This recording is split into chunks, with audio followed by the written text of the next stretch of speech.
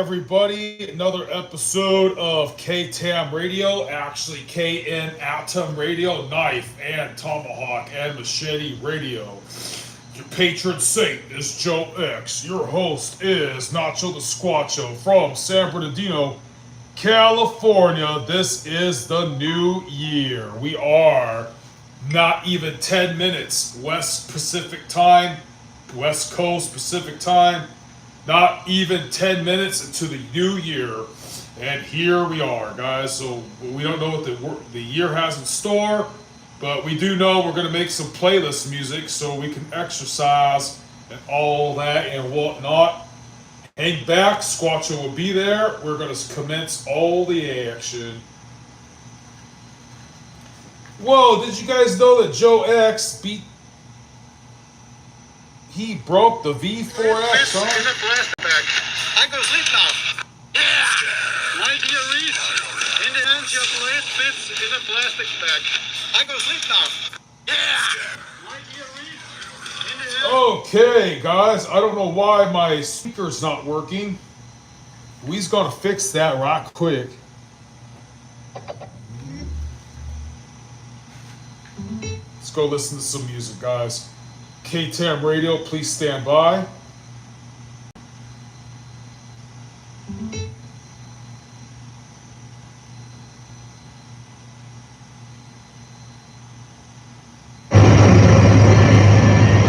Hi, yo, it's Squatcho from Modern Young Call. Attention, all lovers of freedom and all patriots of the country that believe in freedom. The Western world is under attack. Youngs need to tune in to KTAM Radio and follow the most accurate news sources that regular social media can find. Youngs need to support Joe X. Joe X is getting oppressed by his own country that he served just for speaking his mind and giving a fuck about his own people.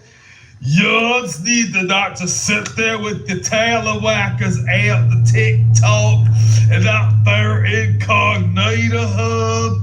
Youngs need to stick up for fellow failures of Young's countrymen when they endorse straits from their government, because it's not a matter of fact of white versus black or east versus west. It's a fact of government versus you. We're living in a technocracy dystopia. And with that fella George Orwell and all them Alex Jones critters and all them fellas are fighting for your rights, is fighting for your freedom. There's a victim of cancel culture, cancel culture. And Young's letting it happen. Young's not sticking up for your fellas of freedom, and I'm mad at Young's. I'm so mad at Young's, and you can start by following KTAM Radio and subscribing to Joe X. Youngs need to bring awareness to when Youngs nor liberty to purchase power, to purchase wealth, nor liberty to purchase power.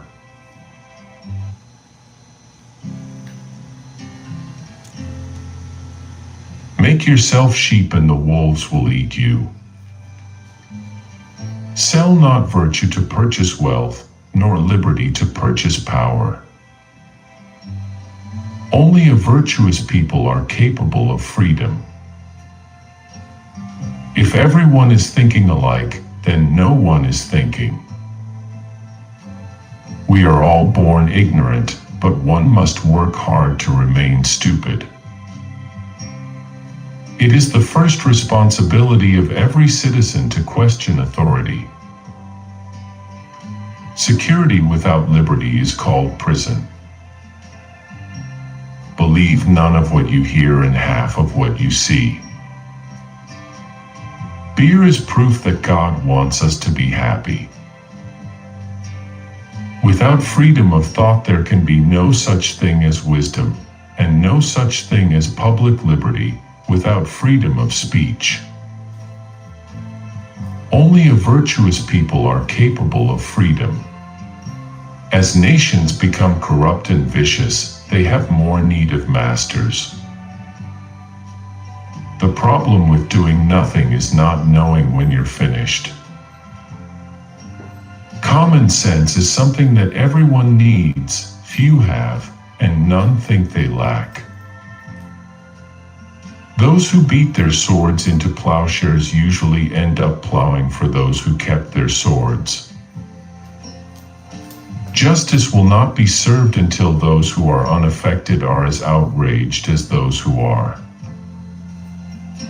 He that would live in peace and at ease must not speak all he knows nor judge all he sees. Whoever would overthrow the liberty of a nation must begin by subduing the freeness of speech. Freedom is not a gift bestowed upon us by other men, but a right that belongs to us by the laws of God and nature. They who can give up essential liberty to obtain a little temporary safety deserve neither liberty nor safety. War is when the government tells you who the bad guy is. Revolution is when you decide that for yourself. The way to secure peace is to be prepared for war. They that are on their guard and appear ready to receive their adversaries are in much less danger of being attacked than the supine, secure, and negligent. There is scarce a king in 100 who would not, if he could, follow the example of Pharaoh, get first all the people's money, then all their lands, and then make them and their children servants forever. The best thing to give to your enemy is forgiveness, to an opponent, tolerance, to a friend, your heart, to your child, a good example, to a father, deference, to your mother, conduct that will make her proud of you, to yourself, respect, to all others, charity. When you get into a tight place and everything goes against you, till it seems as though you could not hold on a minute longer, never give up then, for that is just the place and time that the tide will turn. When you're down to nothing, God is up to something. The faithful see the invisible, believe the incredible, and then receive the impossible. Where liberty dwells, there is my country.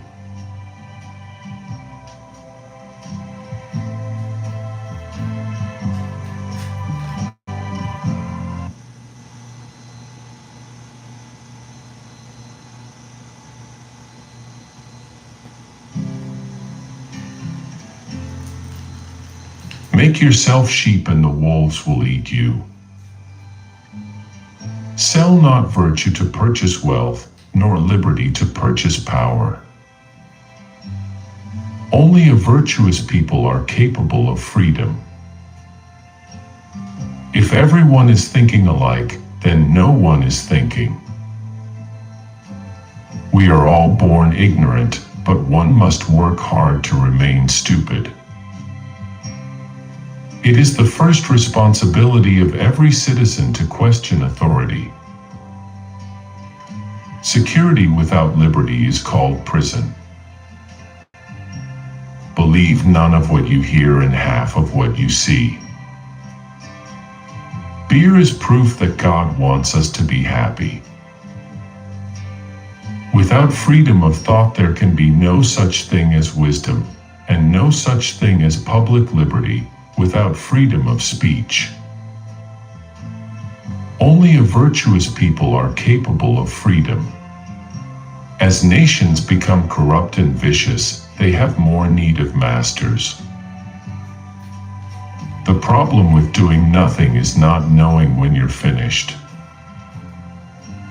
Common sense is something that everyone needs, few have, and none think they lack. Those who beat their swords into plowshares usually end up plowing for those who kept their swords. Justice will not be served until those who are unaffected are as outraged as those who are. He that would live in peace and at ease must not speak all he knows nor judge all he sees. Whoever would overthrow the liberty of a nation must begin by subduing the freeness of speech. Freedom is not a gift bestowed upon us by other men, but a right that belongs to us by the laws of God and nature. They who can give up essential liberty to obtain a little temporary safety deserve neither liberty nor safety. War is when the government tells you who the bad guy is. Revolution is when you decide that for yourself. The way to secure peace is to be prepared for war. They that are on their guard and appear ready to receive their adversaries are in much less danger of being attacked than the supine, secure, and negligent. There is scarce a king in 100 who would not, if he could, follow the example of Pharaoh, get first all the people's money, then all their lands, and then make them and their children servants forever. The best thing to give to your enemy is forgiveness, to an opponent, tolerance, to a friend, your heart, to your child, a good example, to a father, deference, to your mother, conduct that will make her proud of you, to yourself, respect, to all others, charity. When you get into a tight place and everything goes against you, till it seems as though you could not hold on a minute longer, never give up then, for that is just the place and time that the tide will turn. When you're down to nothing, God is up to something. The faithful see the invisible, believe the incredible, and then receive the impossible. Where liberty dwells, there is my country.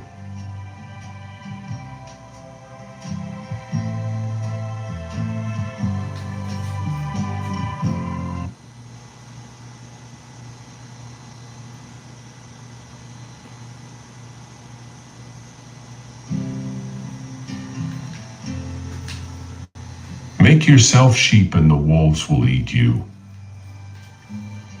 Sell not virtue to purchase wealth, nor liberty to purchase power. Only a virtuous people are capable of freedom. If everyone is thinking alike, then no one is thinking.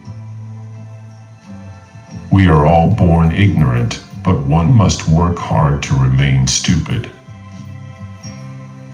It is the first responsibility of every citizen to question authority. Security without liberty is called prison. Believe none of what you hear and half of what you see. Beer is proof that God wants us to be happy. Without freedom of thought, there can be no such thing as wisdom, and no such thing as public liberty without freedom of speech. Only a virtuous people are capable of freedom. As nations become corrupt and vicious, they have more need of masters. The problem with doing nothing is not knowing when you're finished. Common sense is something that everyone needs, few have, and none think they lack. Those who beat their swords into plowshares usually end up plowing for those who kept their swords. Justice will not be served until those who are unaffected are as outraged as those who are. He that would live in peace and at ease must not speak all he knows nor judge all he sees. Whoever would overthrow the liberty of a nation must begin by subduing the freeness of speech. Freedom is not a gift bestowed upon us by other men, but a right that belongs to us by the laws of God and nature. They who can give up essential liberty to obtain a little temporary safety deserve neither liberty nor safety. War is when the government tells you who the bad guy is. Revolution is when you decide that for yourself. The way to secure peace is to be prepared for war. They that are on their guard and appear ready to receive their adversaries are in much less danger of being attacked than the supine, secure, and negligent.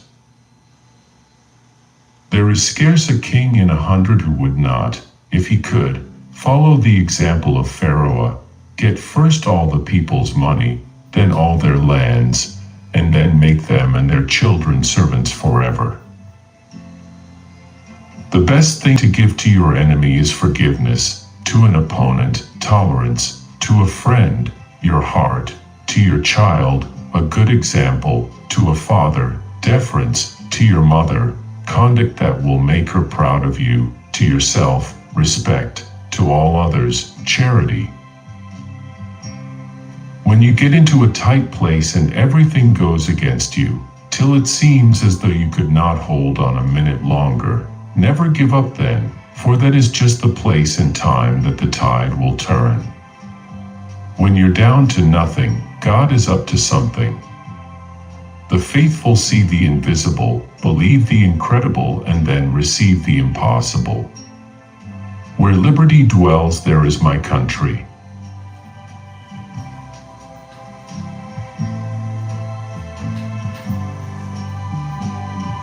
Hello, y'all. You're listening to Vitamins K-Town get on. Radio. I'm trying to skip through Google commercials.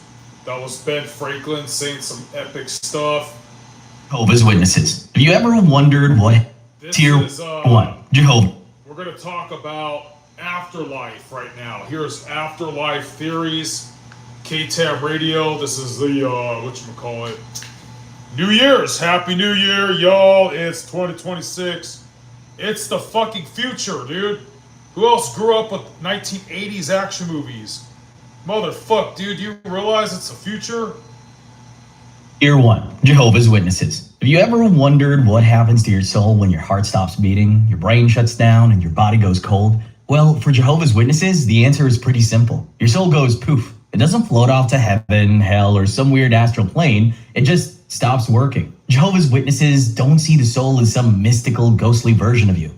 To them, it's more like a life force, kind of like a phone battery. When the battery dies, your body powers down, and that's it. They argue that the idea of an immortal soul is based on ancient Greek philosophy, not the teachings of Jesus or the Bible. So when you die, there's no eternity for your soul, just a hard stop. And speaking of hard stops, let's talk about hell for a second. Jehovah's Witnesses teach us that hell isn't a fiery pit filled with pitchfork-wielding demons. It's just nothingness. According to their teachings, the Sheol, or Hades, mentioned in the Bible is basically a universal graveyard for the dead. What's crazy is, even the good people end up here. Your grandma who always baked cookies for the neighborhood kids, she's there too. Lucky for you, there's a way out. A resurrection for the righteous. To Jehovah's Witnesses, death is like being saved to a supernatural USB drive, ready to be re-uploaded later. The lucky ones who live righteous lives are resurrected to live forever.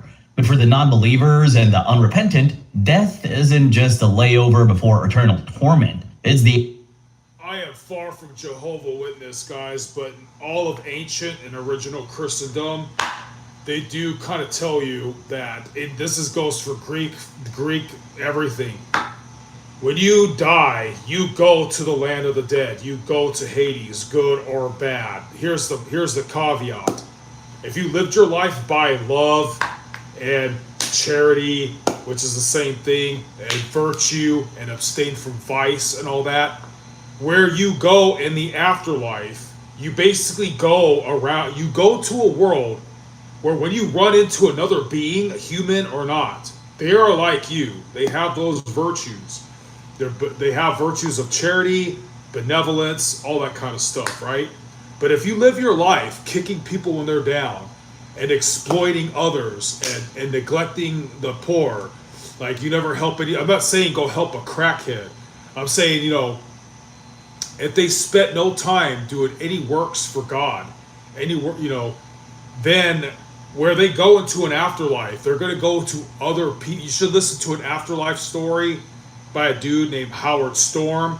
He seemed extremely. He said he died on an operating table, or before they could operate. He came back And he said weird shit happened, dude. And when he tells a story, it's scary. Like some of his interviews, as a grown man, almost starting to cry. It's very uncomfortable. It's really alarming. And you whether you believe he endured or encountered a psychological glitch, and he didn't really go to a hell place or whatever, his story is scary. And it sounds extremely genuine. You basically go to a place where everybody else is like you. If they're condescending, if they're murderers, if they're sexual deviants, you go to a place where other people have the same demons as you. Then, when time ends, when heaven and earth is due, everything gets judged. Good, bad, rich and poor, dead, living. That's the model. That's the original Christian model. So keep that in mind when you watch this video. Literally. Now, let's talk about how resurrection works, or the people who do get resurrected. It happens in two phases. First, there's the anointed, an elite group of 144,000 disciples of Jesus who've already started their journey to heaven to rule alongside him. Jehovah's Witnesses believe that Jesus returned invisibly in 1914, and that this first resurrection is already underway. See, this is what's crazy, guys. So if you don't believe Jesus Christ existed, you probably haven't read. Okay, look, I'm not saying you have to believe there was some magical Jewish guy wandering around freaking creating miracles just left and right. What I'm trying to say is other sources than the Bible, like all people who do history that are not bought by atheist shit, they'll tell you there's more documentation for Jesus than like Alexander the Great. And no one questions Alexander the Great, okay? That somebody, where you call him a magician, magic tricks, you can call him a fraud, you don't have to believe in God or whatever. Some dude named Yeshua of whatever, at that time was wandering around the freaking desert collecting people, disciples, like a cult. And people, either he was very polarizing. Either people really, really loved him or they really, really hated him, and he opened his mouth and spoke against some certain things, and he got killed. And ever since then, but one thing about this man who we call Jesus, he predicted. It's like this. He's like, basically, yeah, there's a lot of people going around. There's even other healers. There's other people saying they're the Messiah now. But I'm the one who's going to get the most popular. He basically said this. He didn't say it verbatim. And he said, when people say, lo, that Jesus or the Messiah has returned in the desert or here or there, he's come. No, he comes in the flesh. He'll come in the flesh again. So no. He, whatchamacallit? What was I going to say? Yeah, you get the point. Jesus even predicted how popular he's going to get, and that people are going to say they're him at the end of the world, around the later times. He predicted his own supernatural popularity. Next, we have the Great Cloud of Witnesses. This group includes pretty much everyone who isn't part of the anointed, except... And mind you, Jesus of Nazareth, he was purported, his ministry or his mission or whatever you want to call it, dude, it was only 3 years long. Someone like Buddha, they were born noble. They kind of had a lot of time. Of course, the non-believers and unrepentant, all who are part of the Great Cloud, will be resurrected to live on a paradise-like version of Earth where there's no sickness, no death, and no pain. So, to sum it all up, Jehovah's Witnesses believe that death is like falling into the deepest sleep imaginable. No dreams, no awareness, nothing. And whether you wake up or not is dependent on what you believed in and the way you lived your life. Islam. So you've lived your life, made decisions, some good, some questionable, and now it's lights out. In Islam, the afterlife is a full-on process. Here's what you need to know. When the time comes, you will meet Azrael, the angel of death. He's like the ultimate HR rep for souls, sent by Allah, SWT, to clock you out of worldly life. 1 minute you're sipping tea or doom scrolling, and the next, your soul is on its way out. Azrael's visit would mark the end of your earthly life, which Muslims call dunya. Now it's time for some post-death rituals. Your family swings into action, starting with a full-body purification ritual. Then comes the funeral prayer. And finally, they lower you 6 feet under, alone. No phones, no snacks, just you, the dirt, and 2 big scary angels on their way. When the angels Munkar and Nakir arrive, The first thing you will realize is that they didn't drop by to make small talk. They've got 3 critical questions for you. Who is your Lord? Who is your prophet? And what is your faith? Answer confidently and you get to chill in peace until Judgment Day. Fail the test and, well, your grave will suddenly become more like a medieval torture dungeon than a resting place. Just like that, you've entered Barzakh, the limbo-like stage between worlds. If you lived the righteous life, you would get VIP treatment and all the good stuff. But if your track record wasn't great, let's just say you'll have a really hard time. Now you wait for the Day of Judgment. And here comes the surprise. No one knows when it'll happen. There are signs though. Things like the rise of the false Messiah and the return of the prophet Isa, aka Jesus. When the day finally comes, there's a massive roll call. All of humanity is resurrected. And Allah, SWT, judges everyone based on their book of deeds. Everything you did is in there. Even that one time you stole your sibling's fries. The next part is crossing the As-Sirat Bridge, which is more or less a tightrope stretched over the pit of hell. The righteous glide along effortlessly. But if you're on the naughty list, gravity isn't your friend, and you'll end up falling straight into the blazing fires of Jahannam. In Jahannam, you'll have to deal with scorching heat, boiling water, and endless regret. It's like being trapped in a nightmarish torture chamber with no escape. If you make it across the bridge, you will enter Jannah, the eternal paradise. Here you will have the time of your life surrounded by cool shades, flowing rivers, endless feasts, and eternal happiness. It's a party with the most divine guest list ever. That said, you should probably do your best to live a righteous life. You know, for obvious reasons, Greek mythology. When you died in ancient Greece, your soul was torn from your body and sent straight to the underworld to meet Hades, the king of the dead, who lived at the edges of the ocean beneath the earth's deepest layers.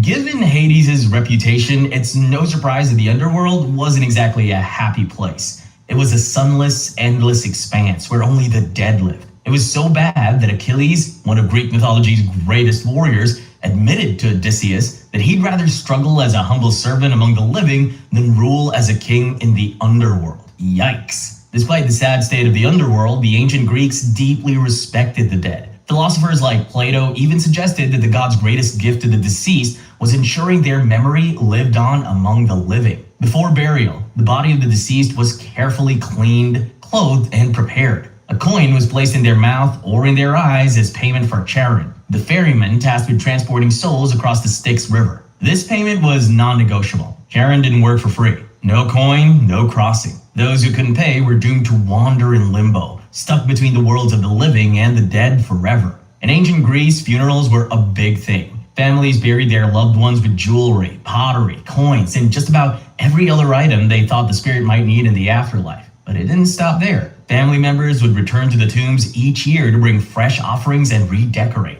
Was it out of love? Sure, but it was also out of fear. In those days, people believed that neglecting the dead could bring back curses or bad luck to the living. After burial, the soul journey to the afterlife would begin. Hermes, the god of travelers, would guide the ghosts to the underworld's entrance. From there, Charon would ferry them across the Styx, or the Acheron, aka the River of Hate and the River of Woe. Once inside, the wandering soul would quickly realize that the underworld was a large divided realm. At the heart of it all was Hades, ruling alongside his queen, Persephone, with help from deities like Thanatos, the god of death, Hypnos, the god of sleep, Nyx, the goddess of night, and Hecate, the goddess of magic and witchcraft. The underworld was divided into different zones. Virtuous souls were sent to Elysium, a paradise of eternal peace. The wicked, alongside those who overindulged in earthly pleasures, were thrown into Tartarus, a pit of endless torment. And then there were the average souls, who just wandered, forgotten, aimless, and stuck in Hades' domain for all eternity. But not everyone accepted this fate. Take Orpheus, the legendary musician, for example. He used his enchanting music to sway even the gods. And when his bride Eurydice passed, he traveled to the underworld to rescue her. Persephone granted him permission to bring Eurydice back to the land of the living, but with one harsh condition. He couldn't turn around and look at her until they were both safely out of the underworld. Orpheus gave it his best shot, but doubt got the better of him. The moment he turned back, Eurydice vanished. Purgatory, Catholicism. Catholics aren't the only ones who believe in purgatory. A good number of other denominations do too. Dare to do it all behind the wheel of a 2026 Sorento from Paris Valley Kia. Aren't the only ones who believe in purgatory. A good number of other denominations do too, though their views on what it is and what happens there differs slightly. For the next few minutes though, we will be siding with the Catholics. The Catholic purgatory is an interesting concept to say the least. Congratulations, you're saved! But then you die and learn you're not ready for heaven just yet. Instead, you find yourself in purgatory, a cosmic waiting room where your soul gets purified. According to the church, even if your sins have been forgiven, your soul still needs to be purified from the lingering stains left by unhealthy attachments to the things of the flesh. The doctrine of purgatory is an important theme in Catholic theology because it comes up pretty often. While Catholics do believe in heaven and hell, the church teaches about something called venial sins. These are the smaller sins that don't cut you off from God entirely, but they come with temporal punishment that you'll have to deal with in purgatory if you don't sort things out here. Thankfully, you're not alone in this. The living can actually help speed things along for the souls stuck in purgatory. Catholics believe in something called the communion of saints, which basically means that the good energy from the living and the saints in heaven can help purify souls faster. Think of it like getting extra credit on a group project. I would play nice with my loved ones if I were you. Catholics think of time in purgatory as a necessary transformation, rather than punishment for punishment's sake. The theologian Joseph Ratzinger, who would go on to become Pope Benedict XVI, described it as a process where one becomes capable of God. If you think this all sounds abstract, you're probably right. But there's more. Some saints and mystics, like St. Catherine of Genoa, describe purgatory as a place of profound longing. Souls there apparently want to undergo purification because they're so desperate to be with God. It's pain, but with a purpose. Rebirth. Buddhism. The first thing you should know about rebirth is that after you die, you might wake up as an animal or a ghost. Hold on, let me explain. The Buddhist afterlife isn't a straightforward heaven or hell situation. Instead, when you die, you get looped into an endless cycle of suffering, dissatisfaction, and pain. Your only ticket out is reaching a state called nirvana, where you no longer have cravings or wants, and so can no longer suffer. When you die, you don't just disappear. You just get reborn into one of 6 realms. And the criteria for where you go is karma. If you've been good, congratulations. You might find yourself in the human realm, or even chilling with the gods. But if you racked up bad karma in your lifetime, you could end up as a hungry ghost, or worse, in the hell realm. And that's not all. In some Buddhist traditions, for example, Tibetan Buddhism, there's some sort of middle zone between death and rebirth called Bardo. In Bardo, your consciousness is sort of suspended for up to 49 days, trying to figure out its next move. While a handful of Buddhist traditions accepted this belief, the others weren't buying it. Oh, and by the way, Bardo isn't the only thing the different Buddhist traditions can't seem to agree on. Each sect has a varying opinion on what's actually being reborn during the rebirth process. Some believe that it's your vijnana, or consciousness, that flows like a stream from life to life, while others argue that nothing physical or conscious carries over, only the consequences of your actions. Either way, next time you're tempted to skip a meditation session, you should think about this and maybe get in some good deeds before it's too late. Tier 2. Egyptian beliefs. The Egyptians believed that in the afterlife, their spirits had to survive a dangerous underworld journey, face trial with 43 divine judges, and pass the ultimate heart-weighing test to earn a spot in paradise. Living Egyptians didn't wait until death to get ready for the afterlife. They knew it was going to be a bureaucratic nightmare and wanted to be prepared. First up, shopping. Funerary essentials like protective charms, doll-like statuettes called shabtis, and custom copies of the Book of the Dead were must-haves. If you were rolling in wealth, you could splurge on jewel-covered coffins and private tombs. Now, about those shabtis. They were creepy little figurines that came to life in the afterlife to do all your hard labor while you relaxed, possibly sipping paradise cocktails. When you die, your spirit would have to navigate a terrifying underworld filled with monstrous gatekeepers and mean gods. This is where having a Book of the Dead pays off. It's essentially a cheat sheet for passwords and spells to help you make it out in one piece. The goal is to reach Osiris, the god of the underworld, for your final judgment. But first, you had to plead your case. Now for the judgment part. Your heart, ever the telltale organ, would be weighed against the feather of Ma'at, the goddess of truth and justice. If your heart was heavier because of all the bad stuff you did, things wouldn't end well. Ammit, the devourer, would eat your heart, and your soul would be sent into eternal darkness.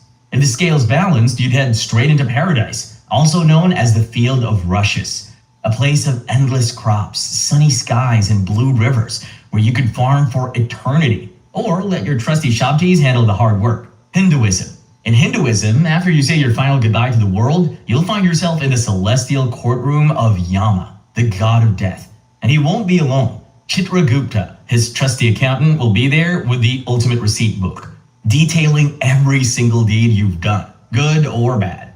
Oh, and Varuna, the universal spy master, will also be present, just to remind you that someone was watching you the whole time. At some point, they will whip out a mirror. Not just any mirror, but one that replays every cringe moment of your life. Remember that time you cut in line or ghosted someone? Yep, that's on replay. Based on this celestial performance review, you'll either be sent up to Svarga, Hindu heaven, for some R&R, or down to Naraka, Hindu hell, to be punished. Svarga isn't forever. It's more like an all-expense-paid vacation with an expiration date. You'll hang out with divine beings, enjoy heavenly pleasures, and basically live your best life until your good karma runs out. Naraka, on the other hand, is like an escape room from hell. Literally. The punishments are custom tailored to your sins. But lucky for you, it's not eternal. Once you've paid your dues, you're free to move on. When your stint in either place is up, it's reincarnation time. Your Atman, or consciousness, moves on to its next life. Depending on your karma, and even your final thoughts at the moment of death, you could come back as anything. A human, a god, an animal, or, if you're really unlucky, a hungry ghost known as a preta. That's right, whatever is on your mind at the moment of death could decide whether you're reborn as a prince or a pigeon. No pressure though, just chant those mantras like your afterlife depends on it, because it does. Speaking of hungry ghosts, let's dive into preta territory. Pretas are unlikely souls trapped on Earth and cursed with an insatiable hunger and thirst. They are typically the souls of people who were corrupt, compulsive, deceitful, jealous, or greedy while alive. They're often depicted as human-like figures with sunken skin, long, thin necks, and big bellies. Get it? Souls of people who were I've seen a vision of that. Whatever is on your mind at the moment of death could decide whether you're reborn as a prince or a pigeon. No pressure though, just chant those mantras like your afterlife depends on it, because it does. Speaking of hungry ghosts, let's dive into preta territory. Pretas are unlikely souls trapped on Earth and cursed with an insatiable hunger and thirst. They are typically the souls of people who were corrupt, compulsive, deceitful, jealous, or greedy while alive. They're often depicted as human-like figures with sunken skin, long, thin necks, and big bellies. Get it? Because they're always hungry? So maybe that one fell flat. You guys, can I please tell you a story? It's a very true story. I don't want to put the camera on me. I don't have my hat on. Hey, guys, this really happened. You're probably change the channel. I don't want to listen to this guy. This really fucking happened, guys. I was 19 years old. 19 years old. I was living with my best friend, okay? I'm like, I don't have parents and shit, right? I was living with a friend, and him and his family trusted me to sleep with his sister for like 2 months. I looked at her like a friend. I even called her dude and brother. Woke up one night, we realized, hey, we could have fucking sex, dude. So without any love or romance, I started having like the most nastiest fucking pornographic sex with my friend's sister, which I didn't plan on. She kind of jumped my bones, whatever, dude. So whoop-de-doo, having a lot of fun, arguing a lot, living like shit, really dirty, like fucking, his parents, like, they're always arguing and broke and doing drugs, so we don't want to go out all day, so it's like forever until, the parents are gone. I'll go finally take a fucking shower, So it was really ugly, dude. So one day, I'm doing this chick all extremely nasty, and we're actually in a good mood. I go to the kitchen and we're joking about something. I was looking down at the carpet, about to walk in the hallway. I felt like I bumped into something, and in my mind, I've been saying this story my whole life, so it sounds premeditated. In my mind, I saw one of these things. What do they call it? Preto or whatever. And I'll show you another picture of what I saw if you care. If there's anybody watching still after my story, if you give a shit, I will show you another video that depicts what this guy's trying to call a preto, and it doesn't call it a preto. if you will let me finish my story, I ran into something, okay, that I will describe in a second, but I shrugged it in the recesses of my mind and ignored it. And then one day, I still don't believe this thing, but I saw a video where some Korean painter girl supposedly went to hell and Jesus showed her hell and she painted hell, right? I didn't believe it. I still am like kind of whatever about it, but she painted almost the exact, basically what I saw looked worse because it looked realistic. She painted basically exactly what I saw, guys. This Preto shit is fucking real. I saw a being. I always thought if it was a symbol, if it meant anything, it was a demon of lust. Okay, it was naked. It had huge eyes that were like yellow, and the eyes were like the pupils were like horizontal, like a cat. The eyes were very, very baggy with like pink and like purplish bags and sunken in eye shit, and it was staring through me like a demonic gaunt. I guess that's the name, the word. 1,000-yard stare, staring right through me. Okay, yellow eyes, really fucked up eyes, purple bags. You can see veins all around it, right? The shit was really ugly and pale. It was like half hairless but kind of hairy, but bald, and it had fucking thinning. If it had no hair, but if it had hair on its body, it was very thin and ugly. It had thin arms, a thick belly with ribs. Its skin was like fucking it was like pale, but like I don't know, blotches of fucking pink and yellow and shit like that, dude. And again, it was ribs sticking out and everything, kind of hunching over. Oh, its hands were like this, with like yellow fingernails and shit like that, dude. Okay, is anybody still watching this? And I'll show you the next video of a girl painted something of like things I exactly saw. Are we still watching? Okay, guys, I think that's a number. If you want to see that, give me a second. Let me type it in my tablet, okay? It's gonna probably be a commercial before it too. Okay, watch, check this out. Korean girl paints hell. We'll watch that right now. Then we'll go back to the afterlife theories. Okay, watch. There's going to be. Oh, there's no commercial. Dude, okay, guys, I swear on everything, I am not lying to you. I have nothing to sell you. Okay, my channel is about like beating shit up, dude. It's not even about really religion. It should be, okay? So I wouldn't lie to you. I wouldn't make this up. I don't give a fuck about fiction. I hate fiction. I don't care about creepypastas. Yeah, movies, shit, cool, but don't lie to me. These creepypastas, that I really, really, really fucking saw this. She's gonna say she saw the realm where people go to, they're lustful, the lustful people, the side of hell that they go to, and she paints almost exactly the same creature that I saw as God is my witness. Nobody. I've told very few people this in my life. It's very special that you're here. I cannot emphasize enough how important this shit is. This really fucking happened. People tell me to fuck off. Even other Christians don't believe me. From the Pit. A young Korean artist taken to hell. After an all-night prayer meeting, a young Korean girl was visited by Jesus and shown the pit of hell. She was then told to draw on canvas what she saw so that the world would know the final destination of the wicked. This is an account of what she was shown. She witnessed how countless people on earth kept ignorantly falling into the pit of hell, and it was breaking God's heart.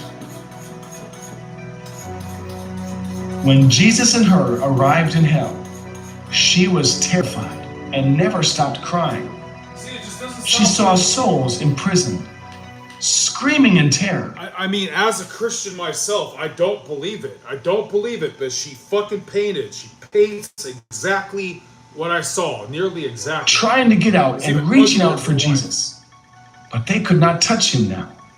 For them, it was too late. There is no love in hell, no mercy, no joy, no hope, nothing good. Well, okay, the rich man who went to hell in Jesus' parable, he asked Father Abraham to go save his brothers. So there is love in hell. There's a saying, something like, the road to hell is full of good intentions. So basically, there is a lot of love in hell. They love the wrong thing. They love themselves more than helping others. They never stop to give a shit about doing anything God said. They lived for them fucking selves, and they were jackals and hyenas. They were like doing chicks in the wrong hole and having porn sex and lying to their friends, and they're fucking douchebags. They love the wrong thing. But it doesn't mean they don't love their kids and shit. So I'm not trying to demonize God. It's just tragic. Just because someone's passionate, just because someone's talented, just because they sound like they could be a good person, does not mean that they're really good people or they're going to heaven. They might, you know what I mean? Demons in hell are utterly sadistic and brutal, getting their only pleasure from tormenting lost souls, enjoying the screams of the damned. She was shown the punishment for murderers, rapists, and kidnappers, being burnt, pierced, and bitten, always trying to escape, but never able to. She saw those who stole money. That's pretty crazy, because Ted Bundy, one of the last things he did to a chick and got incriminated, he bit her on the ass, and they matched his teeth marks with his fucking evil face. They were penetrated by many needles and shot with arrows, but they were never able to find relief. The punishment for liars was also miserable. She witnessed those who worshipped idols, those with evil thoughts, stubborn in their ways. In hell, men who became sexually corrupt were tied up and had their privates continually pierced. There were also torments for those who had families, but cheated on their spouses, or became gay or bisexual. That's it. She witnessed that's right there. Okay, watch. Privates continually pierced. There were also torments for those. This thing right here, I don't know if you can really see it. Sorry guys, I have this plug. I have the device you're looking through is plugged in. I can't just snatch it up. Who had families, but cheated on their spouses, or basically, I saw that vision. I'm not lying. The ghoul, its eyes, like I said, were all pink and baggy. It had veins. Its arms were skinny. That's just this whole scenario. Seeing that naked entity all gaunt and fucked up and stuff. This scene has always stuck with me. I always remembered, you know what I mean? Ever since, I was kind of flabbergasted, and it made me think really hard. Even though I personally, guys, I believe the Orthodox Christian position. I personally believe that, like, morally the Orthodox. I believe that if you're somebody who is very vile and very wicked, like how the reputation of Caligula, like Ted Bundy, stuff like that. Yes, you go to fire and brimstone. If you're a really evil tyrant and all that, you really exploited and assaulted people. Yeah, you go to a place of fire and worms. But most people, I believe, it's outer darkness, or a form of what Orthodoxy says, is that God is a consuming fire. With good souls, it's purified. With bad souls, it's basically people's own vanities, people's own, what's that called? Reluctance and apathy and indignance to like virtue and charity. They think that stuff is weak. They think that stuff is fake. They think that stuff is not alpha male. They think that stuff is for the weak, right? Well, they get a rude awakening that they wanted to believe this paradigm. They wanted to believe this lie in their mortal life. So in the afterlife, they stew forever. See, like, they have to bask in God's presence and they hate it. Whereas other people who are good and virtuous, they bask in God's presence and they understand. Just like the sun provides heat and light for the whole Milky Way galaxy, their afterlife is going to be sustained by God's presence. You guys want to see the afterlife thing again? Gay or bisexual. She witnessed those who did not want to share the gospel. I personally, about gays and bis and LBGT, whatever. I have seen gay people. I mean, I'm not like any sexual deviancy. I think should be suspicious of, because let me please hear my point out. I've seen a lot of gay, lesbian people who are better people and more loving, or like chill or generous or kind than a lot of so-called Christian people. I personally don't believe just because you have homosexual inclinations, you're going to go to hell. But one thing, it's pretty clear in the Bible, you're a sexual deviant, but don't feel bad. Because some of the people, feel bad, of course, for God's sakes. And he loves you, it's mercy, he wants you to make it. You have a problem. Well, you have a common problem. Some people are heterosexual, and they're going to go to a worse hell than you. Because they embrace their sin. They think they're better than you. They're not any better than you. If a person's like cheating on their hapless, innocent spouse, if they're messing with others really bad without cause, if they're any kind of sexual deviance, even if it's to the opposite gender and still the same, they're deviants, and they have to carry the cross of things like, I don't know, abstinence or self-control or whatever their whole life. And that's the challenge, that you entertain a demon that did something to you that isn't going to be, you're kind of polluted. But it's okay, because God paid the price to eventually give you a new body one day, the great resurrection and all that. That's how it goes. That's what it says. But I just want you to know that actual smart Christians, they know they're supposed to love the people who are living antagonistic to God instead of judge them. And they should pray for them, right? And it's even easier if those people are cool people. I'll give you an example real fast, and I'll shut up for that subject. Like, I'm always saying this. Hey, back in the Generation X days, we used to call people the F word, fat, you know what I mean? We used to call it. We didn't really mean you're gay or whatever. We're not going to go find some gay person and call them fat, the whatever. No, dude, one of my favorite musicians is really gay. He's a really nice guy. I can't say enough about him, dude, about that.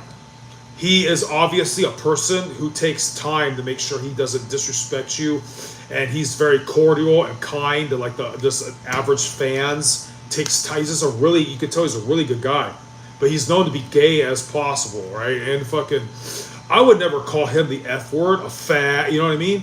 But you could be straight, and because you're a douchebag, I can accidentally call you a fat. You get the point. We should have free speech, and no one should take things that seriously, unless it's really serious. It's not serious. The word, homo, whatever. But no, honestly, it's not the be all end all. You're gonna struggle. You're gonna fall, right? You're gonna probably relapse or whatever. Whatever. You got to repent. It's hard to have faith. Basically, I'm pretty confident that I'm not a good Christian. I'm not saying I do anything like this, because I feel like a jerk, but some other people do, and I see the change. If you were to do things like either pray the rosary or Orthodox chant or pray to God or whatever, while you're blanketed by his presence or you're blanketed by all that good stuff, right, you're going to have the strength not to egress and sin, right? You might have to pray every morning. It might come back, the urges, but you're that's the best bet, and it will help you. It will help you a lot. God's not looking for people who don't fall. He's looking for people who keep trying, So anyways, yeah, that's my take on it. So no, I don't believe just because you're homo-esogynous, you're automatically going to deem that whatever. I do believe if you're practicing sexual immorality, you're probably going to wake up to a negative afterlife, because everybody knows the feelings they get during sexual immorality is bad, right? I know how it is to make love to a girl when God's blameless passion. It's much better than ugly lust when you're a punk ass younger man and you're bitter at life for being broke or whatever, obscure. They also wound up here. They didn't think it was important to warn people of this place. And this torment is for all those who ignore God's word and continue to commit sin. They are the ones who performed evil in the eyes of the Lord. She saw those who drank and ate prohibited things. All kinds of abominable filth was poured down their this is why I don't believe it, guys. The Bible clearly says you can eat in the New Testament, not the Old. The New Testament, Jesus says, hey, we're doing a different deal. You can eat whatever you want. Jesus specifically said, anything that enters your mouth is destroyed by your stomach. It doesn't defile you. It's the substance that comes out of your mouth, like lies, pride, fornication, slander, cursing people, curses. It's what comes out of your mouth. God told St. Peter to eat pork because Jewish people don't eat pork. God said he made nothing that's unclean. You can eat whatever you want as long as you pray over it and give thanks. See, this is why this is bullshit. This is why I don't agree with Protestantism. Protestantism claims to have, I'm not saying the Vatican II is the best. A lot of Catholics understand that the Vatican is really messed up and they want the pedophile priest to get killed too. But this is why Protestantism is a sham and Orthodoxy is the real true Christian faith. Or Protestantism claims to have a monopoly on the Bible, but it blatantly says, Jesus blatantly says, he said basically you can eat whatever you want. He says, whatever enters the mouth does not defile man, but it's what comes out of your mouth. Whatever you eat is destroyed by the stomach. Whatever you say cannot be taken back, and usually men are full of curses and lust, and what comes out of them comes from the heart. So we're gonna just not watch this anymore because, of course, it's evangelical stupid shit. And if you're gonna try to go Christian at all, you're just gonna look and sound stupid and have to feel like a jackass, unless you go Orthodox. Bear with me. We're gonna see. The next thing we're gonna watch. Okay, let's finish Afterlife Scenarios, which is almost done. Okay, I'm sure there's gonna be a stupid commercial. So tell me, what's your talent? Well, my talent is...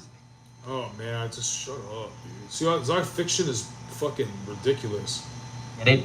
Because they're always hungry. So maybe that one fell flat. So we were about right here. Yoga and developing medical skills. It's a whole thing. Mandaeism. You'll need some context for this one. The Mandaeans are an ancient ethno-religious community whose roots stretch back to Mesopotamia. Their religion is centered around prophets like Atam and John the Baptist. There are a bunch of others, but John is the star of the show. Now that you're up to speed, let's talk about the afterlife. The Mandaeans believe in two opposing realms, the world of light and the world of darkness, the ultimate forces of good and evil. On one side, you have the Alma di Nura, the heavenly light world, ruled by the supreme deity Hammurabi, who is sometimes called the Great Life. This god is said to be so vast and incomprehensible that I'm not even going to try to describe him. Surrounding Hammurabi are countless celestial beings called Uthras, who spend their eternal existence singing praises. On the other side is the world of darkness, a realm of chaos born from dark waters. A monstrous dragon named guards the gates, while Ruha, an evil queen, runs the show. Together, they've spawned demonic offspring who control the planets and zodiac constellations. Yeah, the stars you're wishing on, not as innocent as you thought they were. The material world is seen as a mashup of light and dark. Humans are basically walking contradictions. Our bodies, crafted by dark forces, are destined to rot, but our souls are tiny fragments of light, desperately trying to escape. And that's where the baptism comes in. Unlike other religions where one baptism seals the deal, Mandaeans believe in multiple baptisms throughout life to keep scrubbing away the darkness. Water isn't just important, it's sacred, the express lane to the light world. But no matter how many times you get baptized, salvation still isn't guaranteed. When you die, your soul embarks on a dangerous journey through layers of darkness. It's like a cosmic obstacle course, complete with demons and creepy dark waters. If you pass, congrats. You ascend to Alma Denura and get to bask in eternal light. But if the darkness wins, well, let's just say you'll be stuck in the bad part of the universe forever. Baha'i. The Baha'i perspective on the afterlife is either incredibly comforting or a little too intense. Depending on how you feel about eternal journeys, in Baha'i's teachings, life starts at conception, not just biologically, but spiritually. The moment you're conceived, your soul clocks in, ready to work. When death comes around, it's not the end, it's just the next chapter. To understand this, imagine your body as a cage and your soul as a bird. When the cage breaks, the bird isn't destroyed. It actually soars, happier, sharper, and freer than ever. Still talking about your soul, by the way. After death, your soul is believed to go on a journey toward perfection. The goal is to leave behind physical limitations and strive to reach the highest form of spiritual existence. So what does this look like? Baha'u'llah, the founder of the Baha'i faith, describes it as a dimension so different from our world that comparing the two is like comparing a baby in the womb to an adult in the real world. To put it simply, it's beyond your wildest imagination. Here's the catch though, because of course there's always one. How you live. Okay, no viewers, nobody cares. This is why sometimes I'm like, why do I even, you know? Here at Catholic Truth, we made posts across our social media on Christmas. And out of the woodworks, all these people came out saying Christmas is pagan and Christmas is not celebrated in the Bible. Nobody in the Bible celebrated Christmas and Christmas is wrong. But I have a question. How can celebrating Jesus and worshiping him and preparing our hearts to be with him even more, how can that be wrong? That's what Christmas is about, and there's nothing wrong with that. But besides that, Christmas is biblical. I mean, people say nobody in the Bible celebrated Christmas. Show me one person in the Bible who celebrated Christmas. I'll show you several, because there were many people in the Bible who celebrated Christmas, starting with the shepherds. What did they do? They went and celebrated the birth of Jesus, and they worshiped him. Same thing with the three kings who came from other countries, maybe even not on that same day, but the point is they came to celebrate and seek out Jesus, to worship him, which is exactly what we do on Christmas. And the angels in heaven broke out in song and were singing glory to God. Why? Because Jesus was born, our Savior was born, and they were celebrating that in the heavens. Hallelujah, because Jesus is born. And some people say, oh, well, you know, it's not on December 25th, but that's irrelevant. Whether it is or whether it isn't, we're celebrating Jesus Christ. We're celebrating his birth. We're celebrating this fact that he came to die for us. We're celebrating him as Savior. We're praising him. We're worshiping him. That's wonderful. It doesn't matter if it's on December 25th or not, which we believe it was, but whether it is or whether it isn't, it doesn't matter because we're still celebrating him, just as the kings did. From far away, they came to visit him, to bow down before him, to worship him, and to celebrate his birth. We celebrate God. Glory to God in the highest, and peace to his people on earth because Jesus was born. Merry Christmas, everyone. Here at Catholic Truth. Let's go back to see if there's any Thomas Jefferson quotes.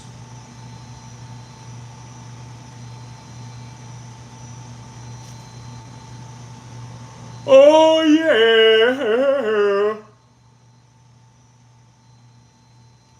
Need better sleep? We can help. It's Mattress Firm's once-a-year sale and clearance. Save up to $700.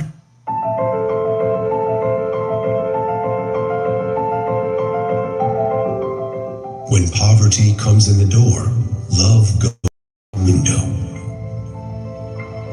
Honesty is the first chapter in the Book of Wisdom. The world will ask you who you are, and if you do not know, the world will tell you. You become wise when you begin to run out of money. If you fear something, you give it power over you. The less we know, the longer our explanations. Don't handicap your children by making their lives easy. The tongue of the fool is always long. One eye is a better witness than 2 ears. Use your enemy's hand to catch a snake. The quality of your thinking determines the quality of your life. The more you know, the crazier you look. Experience is the teacher of all things. Anything that just costs money is cheap. What hurts today makes you stronger tomorrow. If there is no enemy within, the enemy outside can do no harm. We fear the future because we are wasting today. The fool wonders, the wise man asks. If you want to know the end, look at the beginning. When you say one thing, the clever person understands three. I prefer dangerous freedom over peaceful slavery. A lot of hard work is hidden behind nice things. He who asks questions cannot avoid the answers. A wise man will make more opportunities than he finds. Worry gives small things a big shadow. Everyone is critical of the flaws of others, but blind to their own. The advice of the aged will not mislead you. Who's talking the truth does not need a lot of words. Always look for the fool in the deal. If you don't find one, it's you. The good life is one inspired by love and guided by knowledge. The wise man doesn't give the right answers. He poses the right questions. 1 minute of patience, 10 years of peace. There is a deep sea between saying and doing. Hope is the bread of the poor. To know what people really think, pay attention to what they do, rather than what. Hope is the bread of the poor. To know what people really think, pay attention to what they do, rather than what they say. A lie can destroy 1,000 truths. If you cannot do great things, do small things in a great way. Confidence is half a victory. Never complain and never explain. Good or bad, habits always deliver results. Quiet people have the loudest minds. The greatest ideas are the simplest.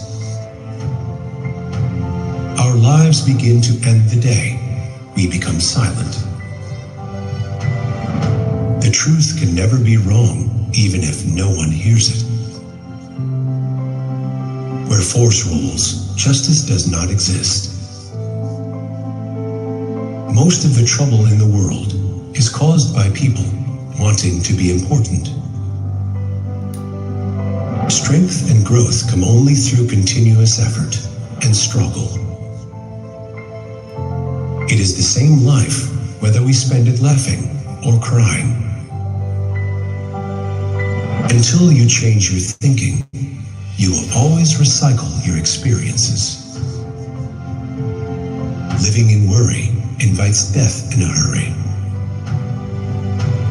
Never interrupt your enemy when he is making a mistake. Arrogance is a trait only the losers have. Only losers are making excuses. Winners are making history. People don't want to hear the truth because they don't want their illusions destroyed. Don't talk about what you have done or what you are going to do. When you come to the end of your rope, tie a knot and hang on. A fool sees another man's downfall as a topic of discussion. A wise man sees it as a warning to himself. There is no religion higher than the truth. The seed of all evil is laziness. The fire you kindle for your enemy often burns you more than him. When you eat fruit, think of the person who planted the tree. Blind is a man without a book. Never lie to someone who trusts you, and never trust someone who lies to you. No one can grow if he does not accept his smallness. A minute's success pays the failure of years. Be yourself. Everyone else is already taken. The value of an idea lies in the using of it. Evil enters like a needle and spreads like an oak tree. Remember, after the storm, there will be a rainbow. Wisdom does not come overnight. No one is as deaf as the man who will not listen. We wait always for something that does not come. A king cannot reign without the support of the elders. The wind does not break a tree that bends. Where two rivers meet, the waters are never calm. In the moment of crisis, the wise build bridges and the foolish build dams. The idle remarks of the rich are taken as maxims of wisdom by the poor. The magic isn't over yet. Target's clearance event is just getting started with savings of up to 50%. Skill is... The idle remarks of the rich are taken as maxims of wisdom by the poor. Skill is better than strength. A bad workman blames his tools. If you want to be respected, you must respect yourself. He who can't be advised can also not be helped. When opportunity knocks, don't sit there complaining about the noise. A large chair does not make a king. The only difference between stumbling blocks and stepping stones is the way you use them. If the pocket is empty, the judge is deaf. If you cannot catch a fish, do not blame the sea. The essence of knowledge is having it, to use it. If we're fighting each other, we can't fight the enemy. Humans are the only species that pay to live on the planet. Sell a man a fish, he eats for a day. Teach a man how to fish, you ruin a wonderful business opportunity. Those who keep learning will keep rising in life. If you don't aspire to great things, you won't attain small things. The most interesting information comes from children, for they tell all they know and then stop. If you didn't heal what hurt you, you'll bleed on people who didn't cut you. Remove yourself from spaces where you don't feel loved, appreciated, or respected. Never stop being a good person. Just change who receives your kindness. If the judge is against you, you should withdraw the complaint. If you are neutral in situations of injustice, you have chosen the side of the oppressor. Work is the meat of life, pleasure the dessert. If you're not very clever, you should be conciliatory. Life is a process of evolution. The person who writes for fools is always sure of a large audience. One idiot is one idiot. 2 idiots are 2 idiots. 10,000 idiots are a political party. Many a man thinks he is buying pleasure when he is really selling himself to it. Any man can make mistakes, but only an idiot persists in his error. To achieve great things, two things are needed: a plan and not quite enough time. Most people are other people. Their thoughts are someone else's opinions, their lives a mimicry, their passions a quotation. No one is permanent in life. Everyone comes for a particular period of time, so enjoy the phase of life and move on. A wise man does not take words out of his tongue unnecessarily. Only aim to do your duty, and mankind will give you credit where you fail. I like the dreams of the future better than the history of the past.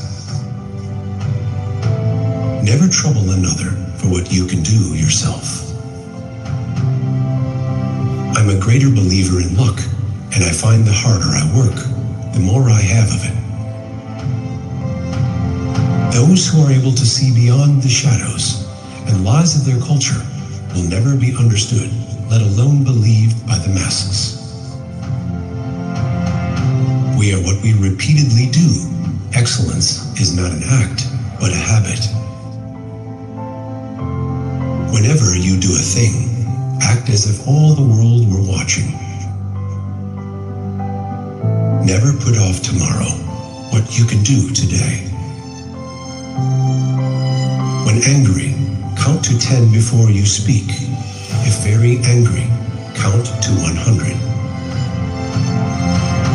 A fool can be identified by the number of mistakes he makes and the number of times he repeats them. If you want something you've never had, you must be willing to do something you've never done. When injustice becomes law, resistance becomes duty.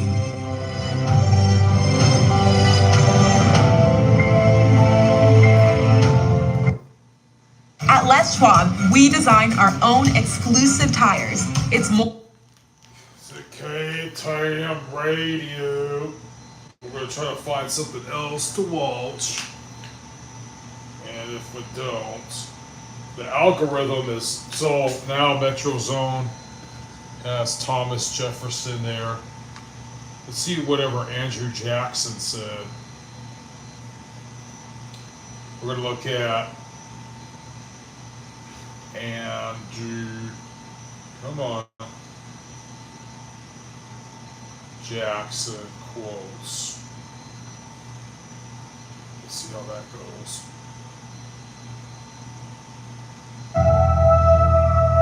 Oh, do not cry. Be good children, and we will all meet in heaven.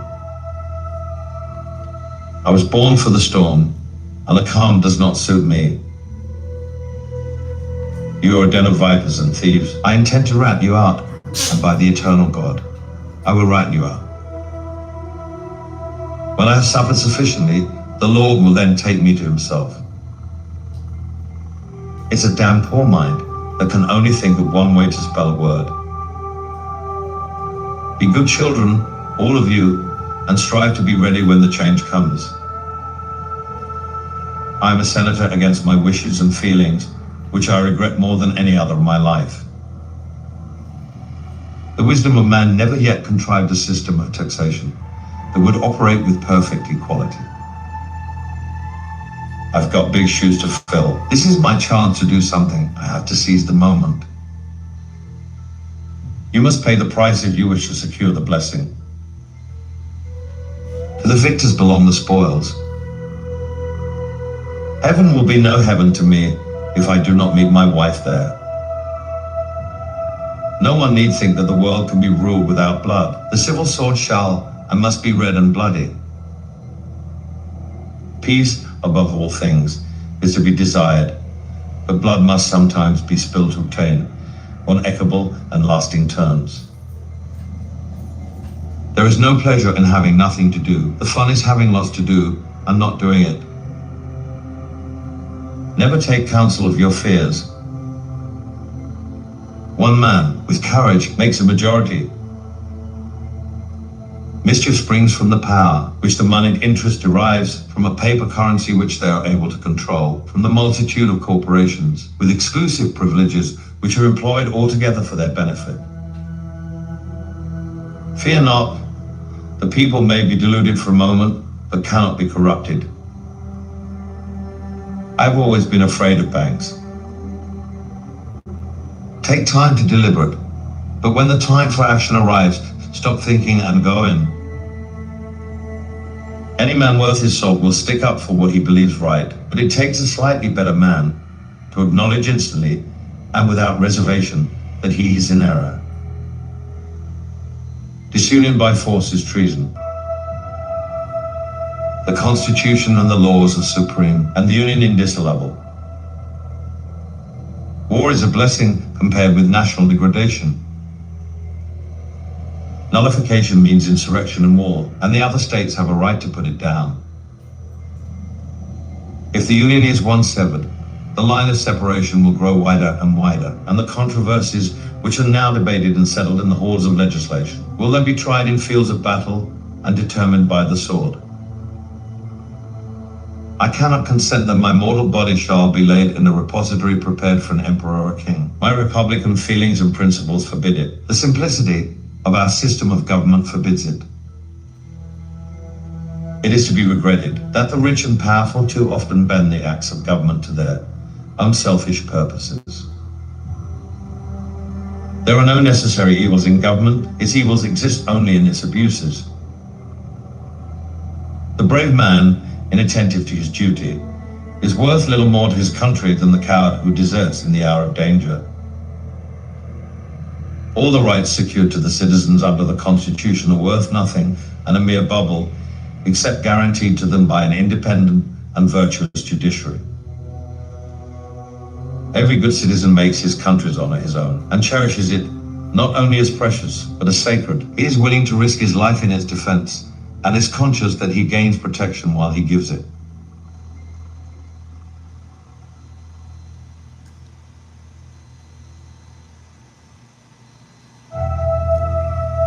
Oh, do not cry. Be good children, and we will all meet in heaven.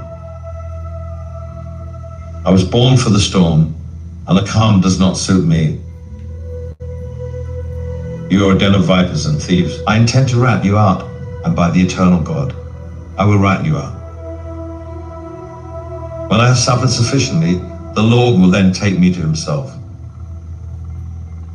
It's a damn poor mind that can only think of one way to spell a word. Be good children, all of you, and strive to be ready when the change comes. I am a senator against my wishes and feelings, which I regret more than any other of my life. The wisdom of man never yet contrived a system of taxation that would operate with perfect equality. I've got big shoes to fill. This is my chance to do something. I have to seize the moment. You must pay the price if you wish to secure the blessing. To the victors belong the spoils. Heaven will be no heaven to me if I do not meet my wife there. No one need think that the world can be ruled without blood. The civil sword shall and must be red and bloody. Peace, above all things, is to be desired, but blood must sometimes be spilled to obtain on equable and lasting terms. There is no pleasure in having nothing to do. The fun is having lots to do and not doing it. Never take counsel of your fears. One man with courage makes a majority. Mischief springs from the power which the moneyed interest derives from a paper currency which they are able to control, from the multitude of corporations with exclusive privileges which are employed altogether for their benefit. Fear not, the people may be deluded for a moment, but cannot be corrupted. I've always been afraid of banks. Take time to deliberate, but when the time for action arrives, stop thinking and go in. Any man worth his salt will stick up for what he believes right, but it takes a slightly better man to acknowledge instantly and without reservation that he is in error. Disunion by force is treason. The Constitution and the laws are supreme, and the union indissoluble. War is a blessing compared with national degradation. Nullification means insurrection and war, and the other states have a right to put it down. If the Union is once severed, the line of separation will grow wider and wider, and the controversies which are now debated and settled in the halls of legislation will then be tried in fields of battle and determined by the sword. I cannot consent that my mortal body shall be laid in a repository prepared for an emperor or king. My republican feelings and principles forbid it. The simplicity of our system of government forbids it. It is to be regretted that the rich and powerful too often bend the acts of government to their unselfish purposes. There are no necessary evils in government. Its evils exist only in its abuses. The brave man, inattentive to his duty, is worth little more to his country than the coward who deserts in the hour of danger. All the rights secured to the citizens under the Constitution are worth nothing and a mere bubble, except guaranteed to them by an independent and virtuous judiciary. Every good citizen makes his country's honor his own and cherishes it not only as precious, but as sacred. He is willing to risk his life in its defense and is conscious that he gains protection while he gives it.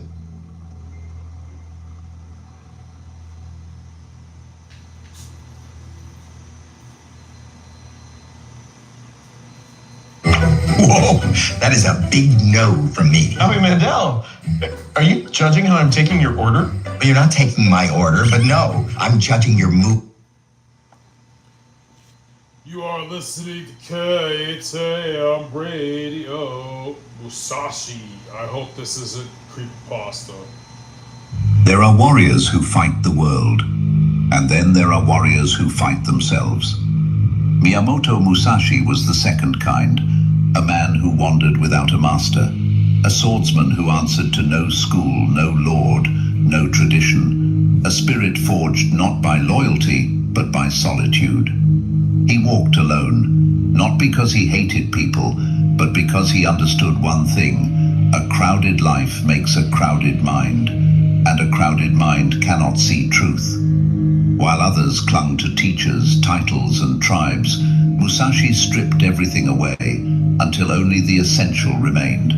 No attachments, no possessions, no comfort, no illusions. Just a man, a sword, and the discipline to face himself without distraction. This wasn't isolation, it was awakening. Because Musashi knew, if you cannot stand alone, you are not yet standing at all.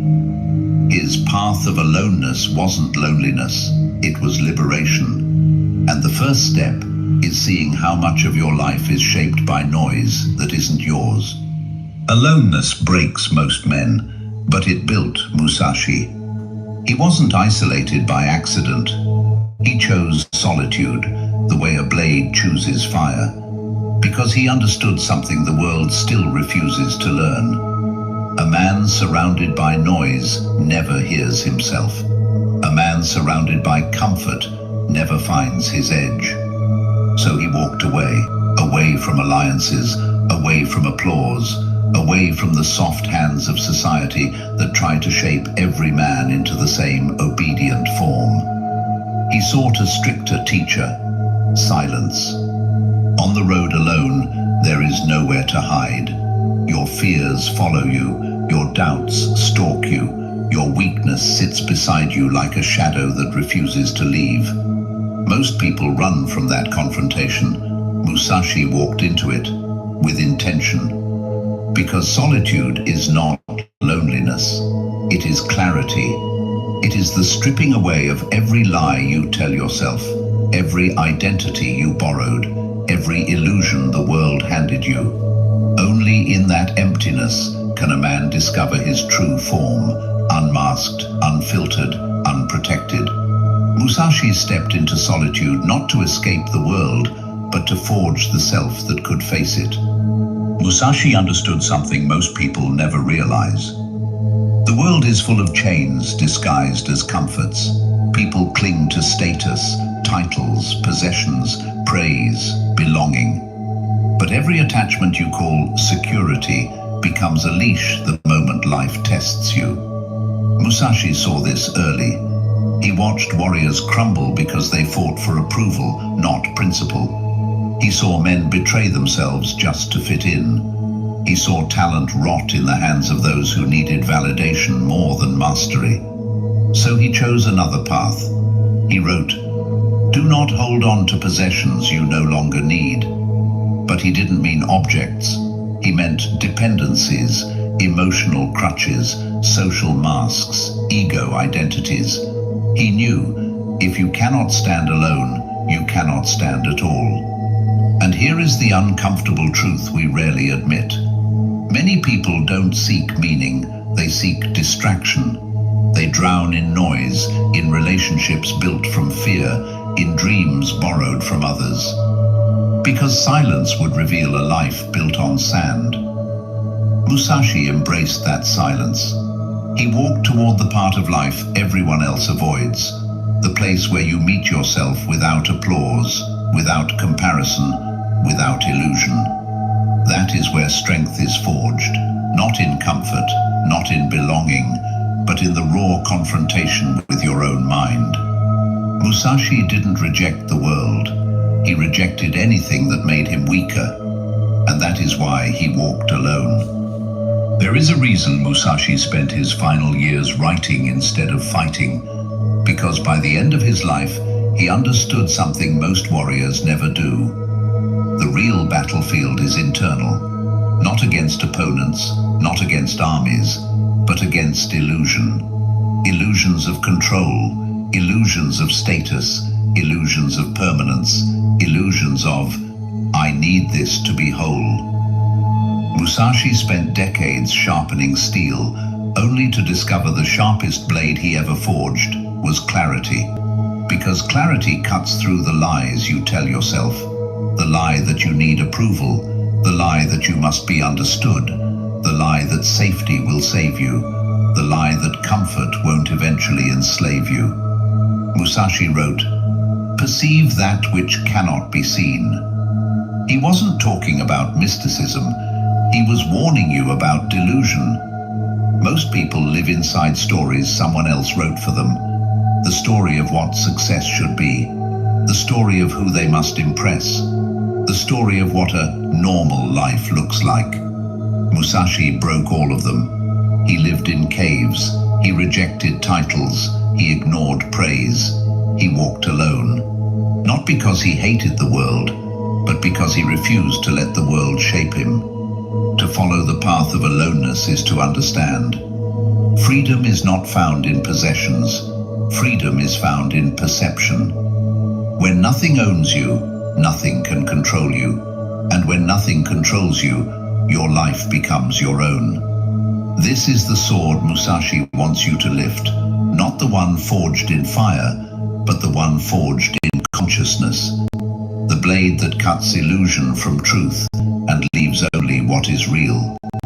There is a line in Musashi's final writings that stops the heart. Do not seek pleasure for its own sake. Do not rely on anything. People misunderstand this. They think he meant to reject the world, to avoid joy, to walk like cold and untouched. But Musashi wasn't warning you against pleasure. He was warning you against dependence. Because the moment something owns your happiness, it owns your freedom. The moment you cling, you weaken. The moment you attach, you make yourself vulnerable to loss. Musashi's aloneness wasn't loneliness, it was clarity. He understood a truth most people avoid. Everything you cling to will eventually be taken from you. But what you cultivate within yourself, no one can touch. So he taught the discipline of letting go. Let go of praise, let go of comfort, let go of possessions, let go of the need to be understood. Not because these things are evil, but because they are fragile. He refused to build his life on what could be taken. He built it on what could be strengthened, skill, character, self-mastery, inner stillness. And this is the paradox. The less you cling, the more powerful you become. The warrior who needs nothing cannot be threatened. The creator who seeks no validation cannot be silenced. The The human who stands complete within themselves cannot be broken. Musashi's aloneness wasn't an escape from the world, it was a return to himself. And that is the beginning of invincibility. There comes a moment in every warrior's life when the world grows quiet. No applause, no enemies, no teachers left to follow. Just you and the path beneath your feet. This is where Musashi ended his life. Not in battle, not in glory, but in solitude, writing a final message meant for anyone brave enough to read it. Never rely on others, never chase comfort, never abandon your inner strength. He wasn't telling you to be lonely, he was telling you to be unshakable. Because every attachment can be taken, every distraction collapses, every illusion disappears. What remains is the person you have forged. The path of aloneness isn't a rejection of the world, it's a return to yourself. It's the moment you stop needing validation, the moment you stop letting others define your worth, the moment you realize freedom is not out there, it is in how lightly you walk through life. So walk your path, even if no one understands it. Walk with clarity, walk with intention, walk with the quiet fierceness of someone who knows, I carry my own direction, I carry my own peace, I carry my own strength. If this message speaks to you, comment, I walk alone, not as isolation, but as independence. And subscribe if you want to continue this journey with those who are not afraid. K-Tab Radio, guys. Please stand by so I can get through commercials. Yeah. Forbidden Japanese technique.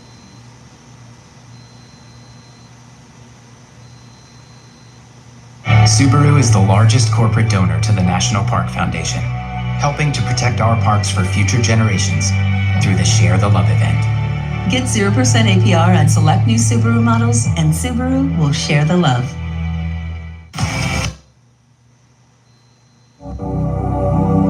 One man with courage makes a majority.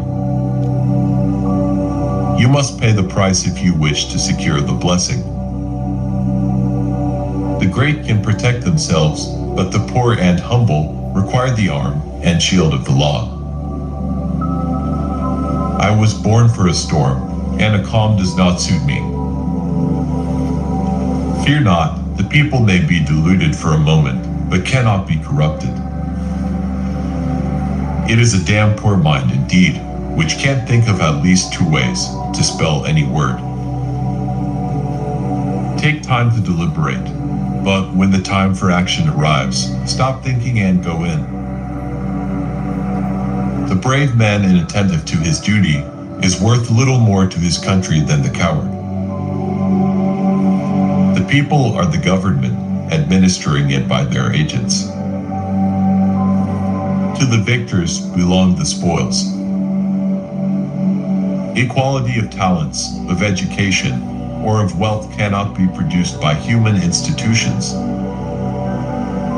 The Bible is the rock on which this republic rests. Heaven will be no heaven to me if I do not meet my wife there. Americans are not a perfect people, but we are called to a perfect mission. Disunion by armed force is treason. War is a blessing compared with national degradation. Never take counsel of your fears. As long as our government is administered for the good of the people, it will be worth defending. I have no other ambition than to discharge faithfully the duties of the high trust confided in me. The people are the, it will be worth defending, degradation. Never take counsel of your fears. As long as our government is administered for the good of the people, it will be worth defending. I have no other ambition than to discharge faithfully the duties of the high trust confided in me. The people are the only sovereigns recognized by our Constitution. Democracy shows not only its power in reforming governments, but in regenerating a race of men. It is to be regretted that the rich and powerful too often bend the acts of government to their selfish purposes. There are no necessary evils in government. Its evils exist only in its abuses. Peace, above all things, is to be desired, but blood must sometimes be spilled. Nullification means insurrection and war. Our federal union, it must be preserved.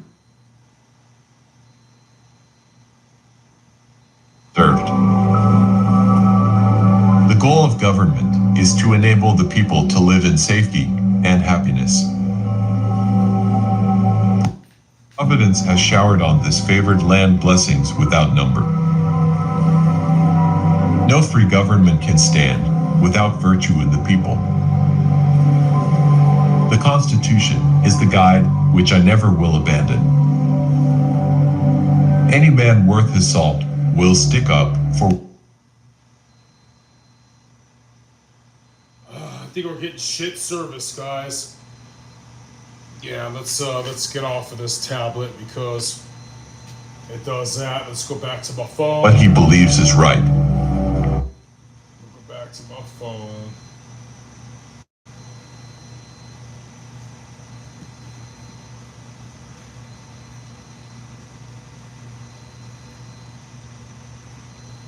I'm just getting no service, ain't I?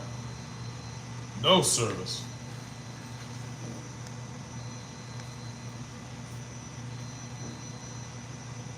Doesn't want to play. Okay. Stupid shit. We're a fucking line. Turn Bluetooth off. Good. Welcome all y'all. It is KTAM Radio. Thank you. See how things are going. This is why you should never feel bad for cheating on your girl. In this world, we have this thing called karma. It can be good or bad depending on our actions. If you cheat on your girl, break her heart, it just means she did something nefarious in her past, and you cheating is the consequence. You're not out here cheating because you're a bad guy. You're just balancing the cosmic scales. It sounds like justice to me, King. Now go ahead and follow me. Take Toxic.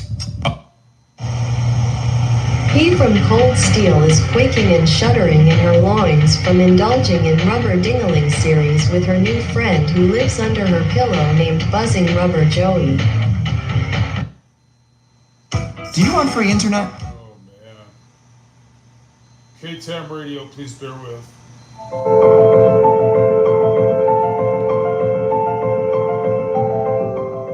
When poverty comes in the door, love goes out the window. Honesty is the first chapter in the book of wisdom. The world will ask you who you are, and if you do not know, the world will tell you. You become wise when you begin to run out of money. If you fear something, you give it power over you. The less we know, the longer our explanations. Don't handicap your children by making their lives easy. The tongue of the fool is always long. One eye is a better witness than 2 ears. Use your enemy's hand to catch a snake. The quality of your thinking determines the quality of your life. The more you know, the crazier you look. Experience is the teacher of all things. Anything that just costs money is cheap. What hurts today makes you stronger tomorrow. If there is no enemy within, the enemy outside can do no harm. We fear the future because we are wasting today. The fool wonders, the wise man asks. If If you want to know the end, look at the beginning. When you say one thing, the clever person understands three. I prefer dangerous freedom over peaceful slavery. A lot of hard work is hidden behind nice things. He who asks questions cannot avoid the answers. A wise man will make more opportunities than he finds. Worry gives small things a big shadow. Everyone is critical of the flaws of others, but blind to their own. The advice of the aged will not mislead you. Who's talking the truth does not need a lot of words. Always look for the fool in the deal. If you don't find one, it's you. The good life is one inspired by love and guided by knowledge. The wise man doesn't give the right answers. He poses the right questions. 1 minute of patience, 10 years of peace. There is a deep sea between saying and doing. Hope is the bread of the poor. To know what people really think, pay attention to what they do rather than what they say. A lie can destroy 1,000 truths. If you cannot do great things, do small things in a great way. Confidence is half a victory. Never complain and never explain. Good or bad, habits always deliver results. Quiet people have the loudest minds. The greatest ideas are the simplest. Our lives begin to end the day we become silent. The truth can never be wrong, even if no one hears it. Where force rules, justice does not exist. Most of the trouble in the world is caused by people wanting to be important. Strength and growth come only through continuous effort and struggle. It is the same life, whether we spend it laughing or crying. Until you change your thinking, you will always recycle your experiences. Living in worry invites death in a hurry. Never interrupt your enemy when he is making a mistake. Arrogance is a trait only the losers have. Only losers are making excuses. Winners are making history. People don't want to hear the truth because they don't want their illusions destroyed. Don't talk about what you have done or what you are going to do. When you come to the end of your rope, tie a knot and hang on. A fool sees another man's downfall as a topic of discussion. A wise man sees it as a warning to himself. There is no religion higher than the truth. The seed of all evil is laziness. The fire you kindle for your enemy often burns you more than him. When you eat fruit, think of the person who planted the tree. Blind is a man without a book. Never lie to someone who trusts you, and never trust someone who lies to you. No one can grow if he does not accept his smallness. A minute's success pays the failure of years. Be yourself. Everyone else is already taken. The value of an idea lies in the using of it. Evil enters like a needle and spreads like an oak tree. Remember, after the storm, there will be a rainbow. Wisdom does not come overnight. No one is as deaf as the man who will not listen. We wait always for something that does not come. A king cannot reign without the support of the elders. The wind does not break a tree that bends. Where two rivers meet, the waters are never calm. In the moment of crisis, the wise build bridges and the foolish build dams. The idle remarks of the rich are taken as maxims of wisdom by the poor. Stephanie, actor and Walmart Plus member. I'm her body double. I have Prime. Ow! I poked you. Skill is better than strength. A bad workman blames his tools. If you want to be respected, you must respect yourself. He who can't be advised can also not be helped. When opportunity knocks, don't sit there complaining about the noise. A large chair does not make a king. The only difference between stumbling blocks and stepping stones is the way you use them. If the pocket is empty, the judge is deaf. If you cannot catch a fish, do not blame the sea. The essence of knowledge is having it, to use it. If we're fighting each other, we can't fight the enemy. Humans are the only species that pay to live on the planet. Sell a man a fish, he eats for a day. Teach a man how to fish, you ruin a wonderful business opportunity. Those who keep learning will keep rising in life. If you don't aspire to great things, you won't attain small things. The most interesting information comes from children, for they tell all they know and then stop. If you didn't heal what hurt you, you'll bleed on people who didn't cut you.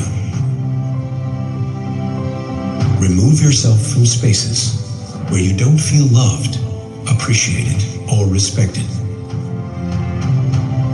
Never stop being a good person. Just change who receives your kindness. If the judge is against you, you should withdraw the complaint.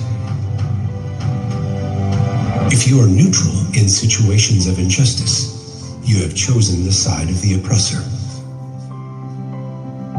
Work is the meat of life, pleasure the dessert. If you're not very clever, you should be conciliatory. Life is a process of evolution.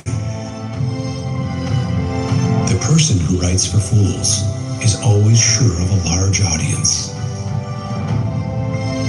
One idiot is one idiot. 2 idiots are 2 idiots. 10,000 idiots are a political party. Many a man thinks he is buying pleasure when he is really selling himself to it. Any man can make mistakes, but only an idiot persists in his error. To achieve great things, 2 things are needed: a plan and not quite enough time. Most people are other people. Their thoughts are someone else's opinions, their lives a mimicry, their passions a quotation. No one is permanent in life. Everyone comes for a particular period of time, so enjoy the phase of life and move on. A wise man does not take words out of his tongue unnecessarily. Only aim to do your duty, and mankind will give you credit where you fail. I like like the dreams of the future better than the history of the past. Never trouble another for what you can do yourself. I'm a greater believer in luck, and I find the harder I work, the more I have of it. Those who are able to see beyond the shadows and lies of their culture will never be understood, let alone believed by the masses. We are what we repeatedly do. Excellence is not an act, but a habit. Whenever you do a thing, act as if all the world were watching. Never put off tomorrow what you can do today.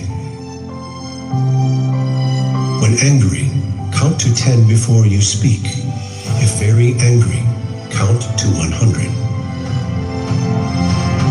A fool can be identified by the number of mistakes he makes and the number of times he repeats them.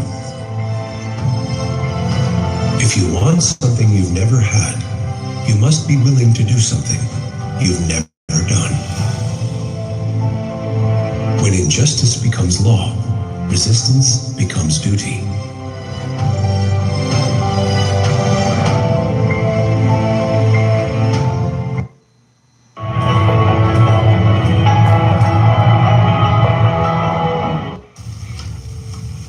When your kid is a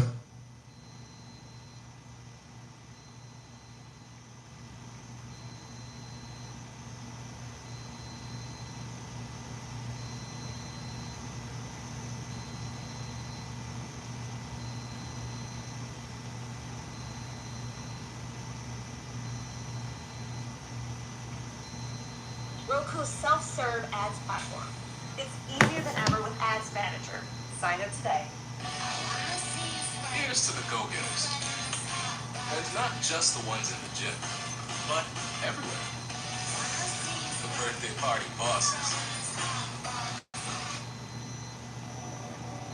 One man with courage makes a majority. One man with courage makes a majority. You must pay the price if you wish to secure the blessing. The great can protect themselves, but the poor and humble require the arm and shield of the law.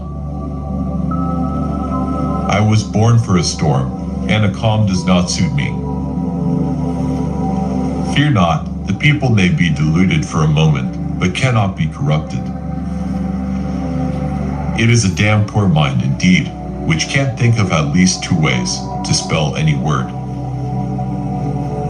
Take time to deliberate, but when the time for action arrives, stop thinking and go in. The brave man inattentive to his duty is worth little more to his country than the coward. The people are the government, administering it by their agents. To the victors belong the spoils. Equality of talents, of education, or of wealth cannot be produced by human institutions. The Bible is the rock on which this republic rests. Heaven will be no heaven to me if I do not meet my wife there.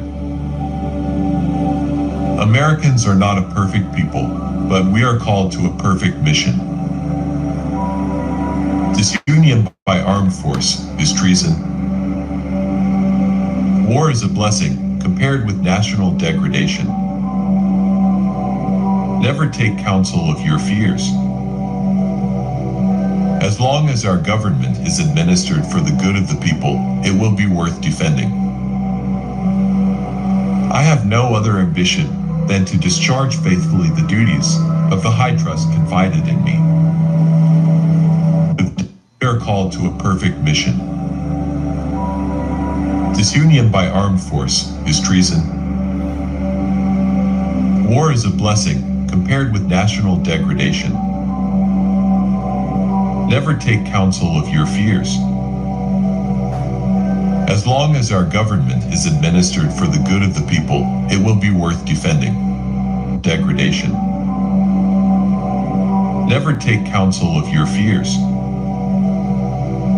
As long as our government is administered for the good of the people, it will be worth defending. I have no other ambition than to is administered for the good of the people, it will be worth defending. Counsel of your fears.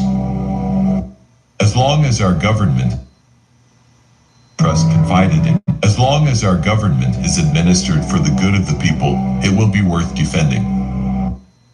Then to as long as our government is administered for the good of the people, it will be worth defending.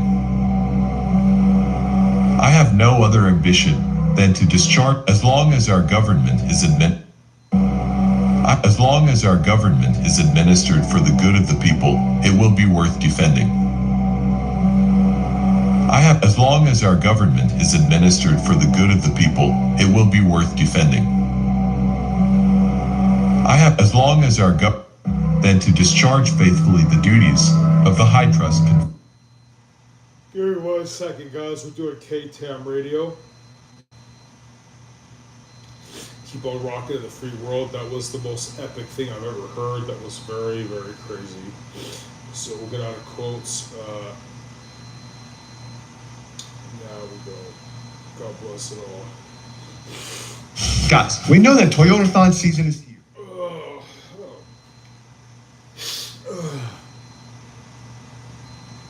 Try to get through commercials, guys. Please bear with.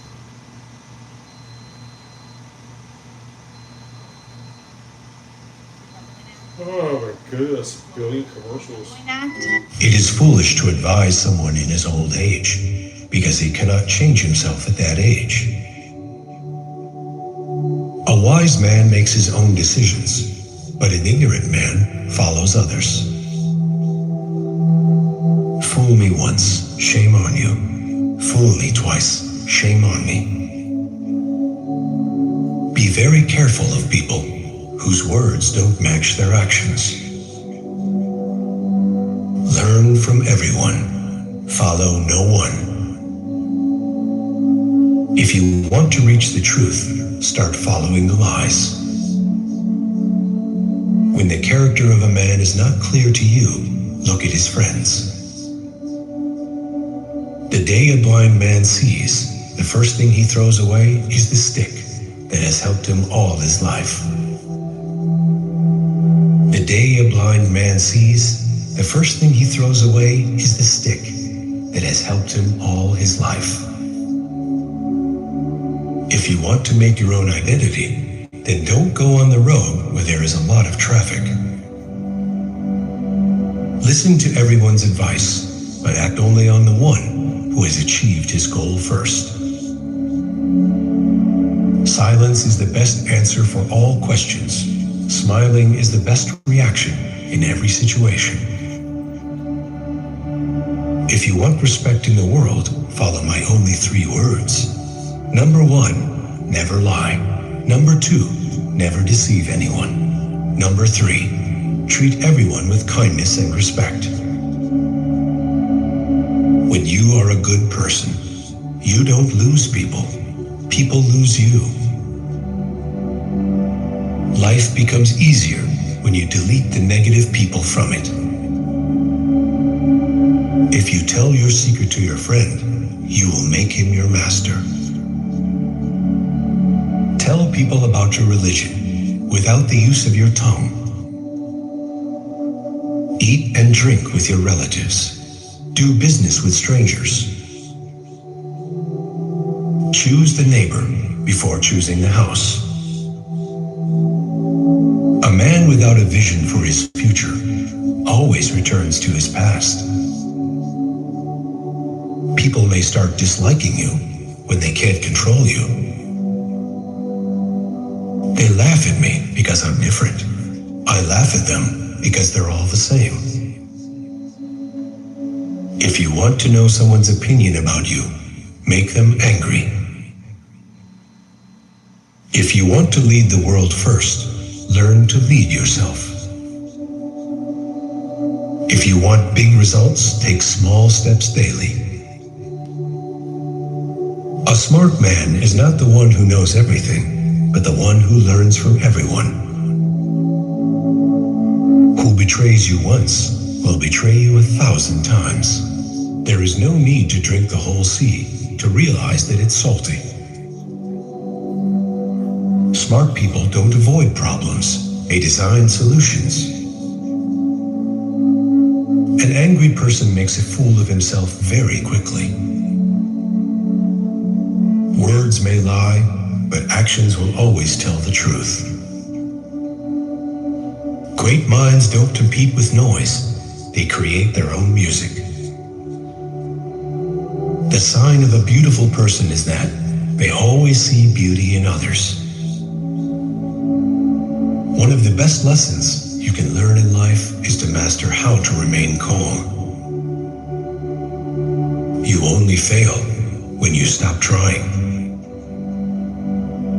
Do not correct a fool, or he will hate you. Correct a wise man, and he will appreciate you. If you want to find the secrets of the universe, think in terms of energy, frequency, and vibration. Start a new day for yourself when everyone is sleeping. Let go of the environment that prevents you from moving forward. Train your son when he is young and make him your friend when he grows up. If you are taking help from a fool, you are doing yourself a disservice. The best way to get revenge from an insulting person is to smile and ignore them. Once you start something, don't stop until you feel proud of yourself. Do not follow anyone. No one will tell you a story in which he is a traitor. Don't forget to enjoy the journey while chasing your dreams. To build respect in another's heart, talk about things he likes. If you can't sleep, start doing something else instead of worrying. If you want everyone to trust you, then accept your mistakes when you're wrong. I'm Stephanie, actor and Walmart Plus member. I'm her body double, and I have Prime. Walmart Plus is... Anger is an acid that can do more harm to the vessel in which it is stored than to anything on which it is poured. A banker is a fellow who lends you his umbrella when the sun is shining, but wants it back the minute it begins to rain. Kindness is a language which the deaf can hear and the blind can see. Keep away from people who try to belittle your ambitions. Small people always do that, but the really great make you feel that you too can become great. Everyone is a moon and has a dark side which he never shows to anybody. Never argue with stupid people. They will drag you down to their level and then beat you with experience. The most important days in your life are the day you're born and the day you find out why. A wise man can always be found alone. A weak man can always be found in crowd. Ask questions from your heart, and you will be answered from the heart. Remember that your children are not your own, but are lent to you by the Creator. It is no longer good enough to cry peace. We must act peace, live peace, and live in peace. Wisdom comes only when you stop looking for it and start living the life the Creator intended for you. A brave man dies, but once a coward many times. Beware of the man who does not talk and the dog that does not bark.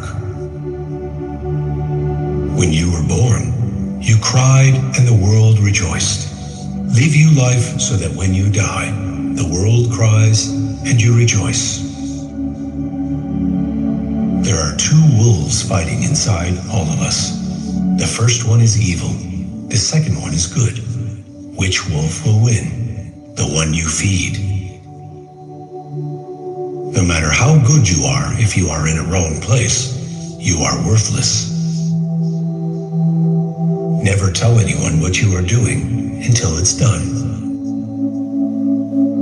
Do not allow your loneliness to lower your standards.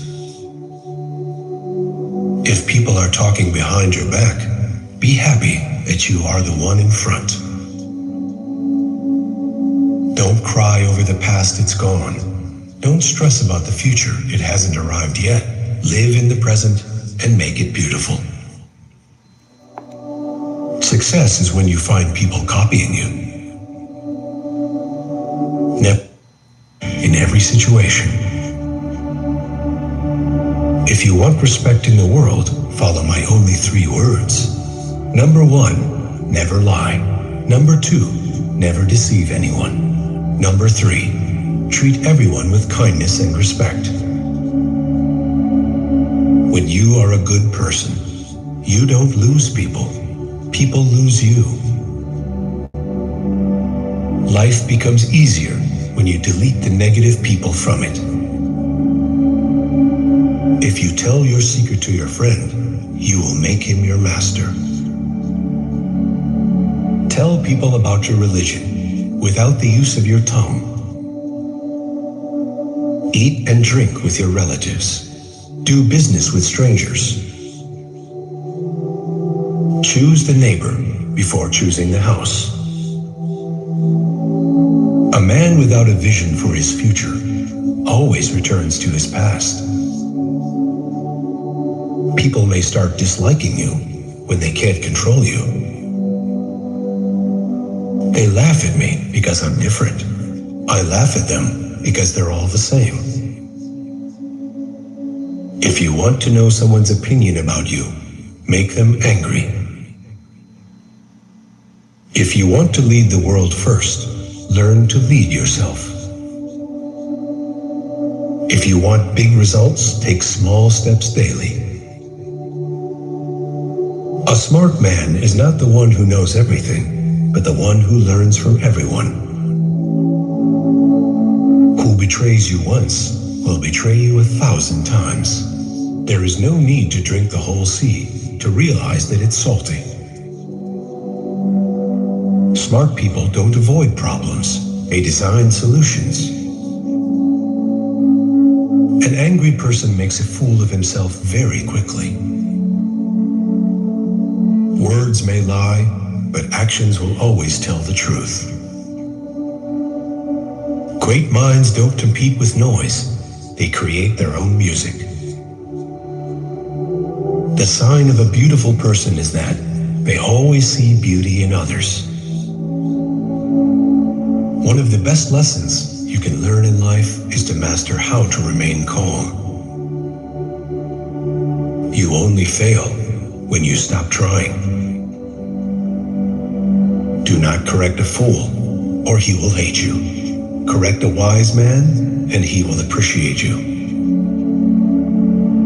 If you want to find the secrets of the universe, think in terms of energy, frequency, and vibration. Start a new day for yourself when everyone is sleeping. Let go of the environment that prevents you from moving forward. Train your son when he is young and make him your friend when he grows up. If you are taking help from a fool, you are doing yourself a disservice. The best way to get revenge from an insulting person is to smile and ignore them. Once you start something, don't stop until you feel proud of yourself. Do not follow anyone. No one will tell you a story in which he is a traitor. Don't forget to enjoy the journey while chasing your dreams. To build respect in another's heart, talk about things he likes. If you can't sleep, start doing something else instead of worrying. If you want everyone to trust you, then accept your mistakes when you're wrong. Anger is an acid that can do more harm to the vessel in which it is stored than to anything on which it is poured. A banker is a fellow who lends you his umbrella when the sun is shining, but wants it back the minute it begins to rain. Kindness is a language which the deaf can hear and the blind can see. Keep away from people who try to belittle your ambitions. Small people always do that, but the really great make you feel that you too can become great. Everyone is a moon and has a dark side which he never shows to anybody. Never argue with stupid people. They will drag you down to their level and then beat you with experience. The most important days in your life are the day you're born and the day you find out why. A wise man can always be found alone. A weak man can always be found in crowd. Ask questions from your heart, and you will be answered from the heart. Remember that your children are not your own, but are lent to you by the Creator. It is no longer good enough to cry peace.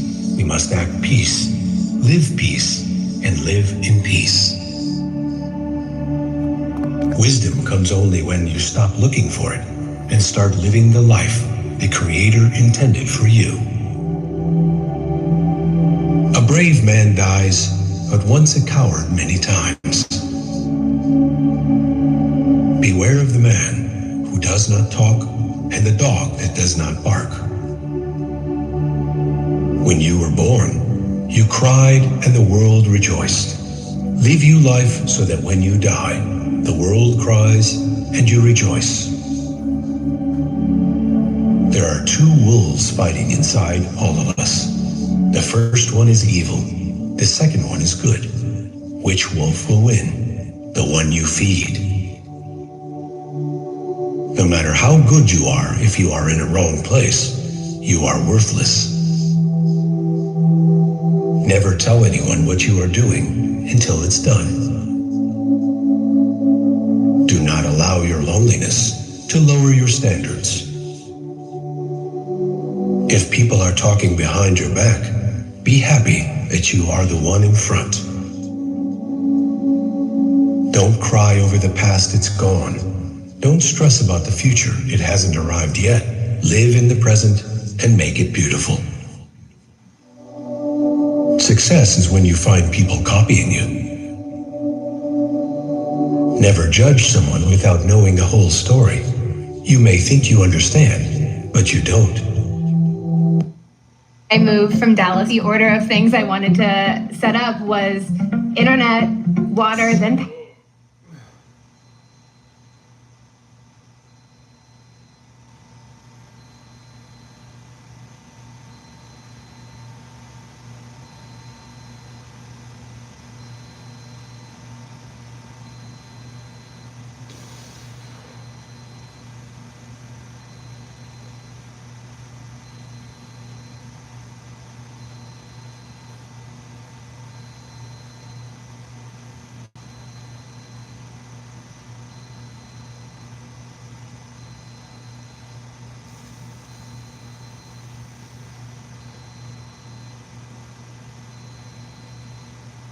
An apology with an excuse.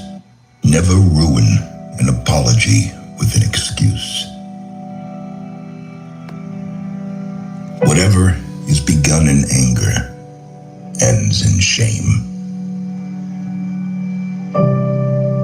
Buy that thou hast no need of, and ere long thou shalt sell thy necessities. If a man empties his purse into his head, no one can take it from him.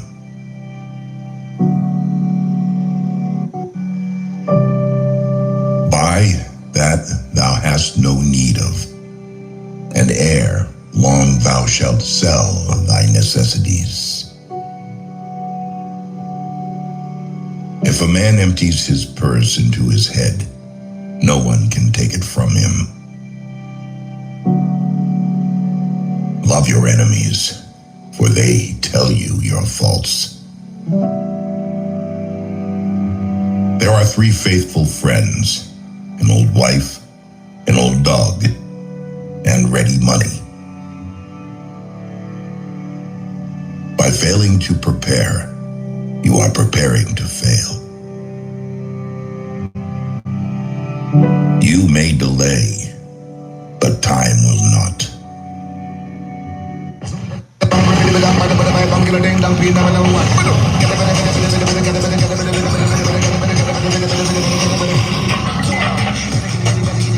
Our country went from that to that. Shut the fuck up, dude.